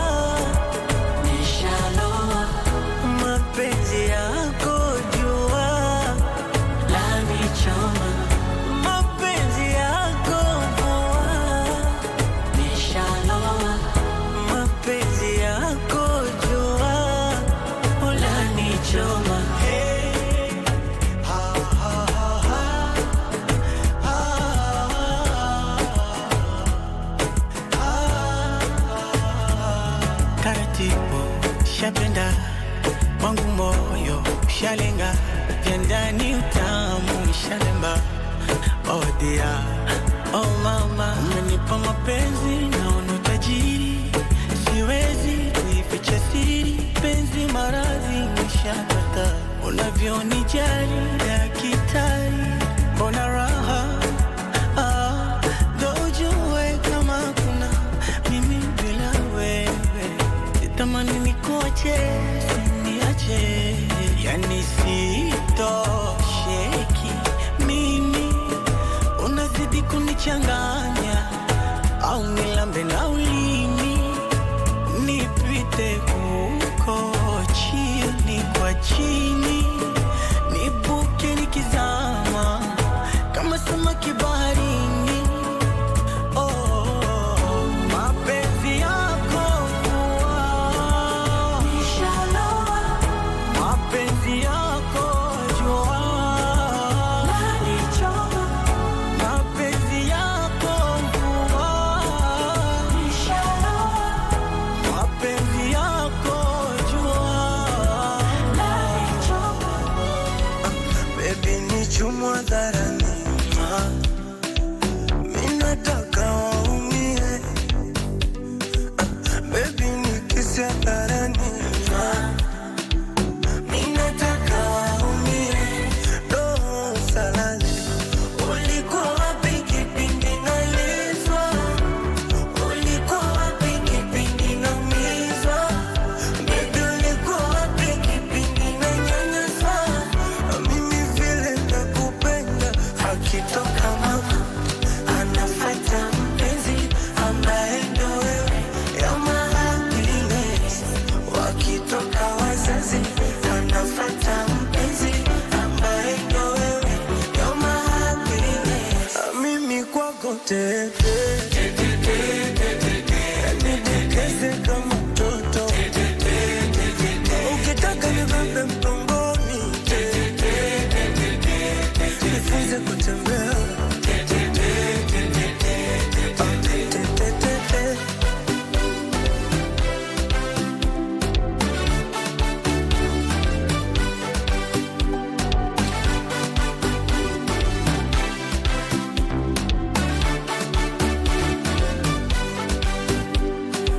Ichanganya sari fanta banana, ndo ulivyo mtamu sweetie sweetie, tibodia fantana, lips in a taste ya pipi pipi. Oh baby nakupenda, nakukunda, sogea nikupambe, sogea nikubusu, ngekutanda, monifere, jete. Akitoka mama anafuata mpenzi ambaye ndo wewe, you're my happiness. Wakitoka wazazi anafuata mpenzi ambaye ndo wewe, you're my happiness. Mimi kwako tete, nidekeze kama mtoto, ukitaka nibebe mgongoni,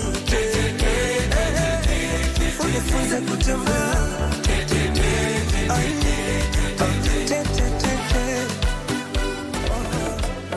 Brown skin with a melanin, body con assassin, face, waist, legs, purse, chain. We from Senegalese, I don't need your expertise. What you got to what I need? Face, waist, legs, purse, chain. You know what I mean. If I tell you that I can read between the lines, your ocean eyes were not the end. Instead the silence echo loud, green reed, body tea, windy. Say make me blow the candles out. There is no place for whiting now. Say I be small body, big engine. Getting shots o'clock. In a mirror make you give me the Bacardi, yeah.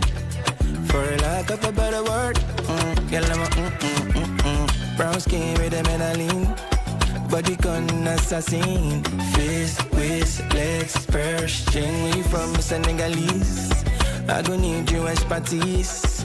What you got to what I need? Face, waist, legs, purse, chain. You know what I mean. Shall you believe in energy? You arrest my soul, and now you fuck my mind. Sexy Riri, see your skin, moisturize. What a Fiji, you let me know. Oh my gosh, show you off. You look like a painting. Hold on, body calm, tap and blow down. Okay, check up. Your body bada.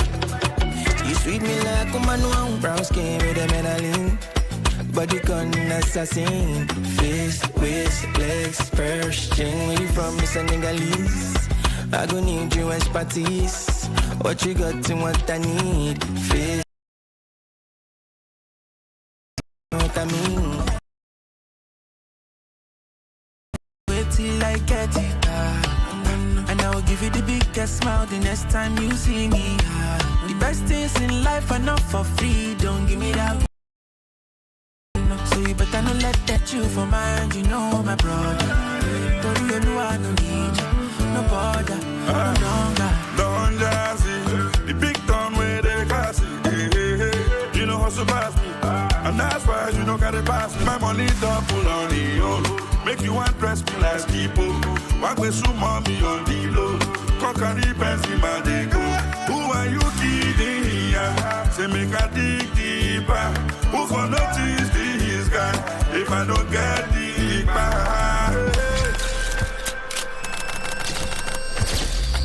Say money can buy happiness, so wait till I get it. And I will give you the biggest smile the next time you see me. The best things in life are not for free. Don't give me that bullshit.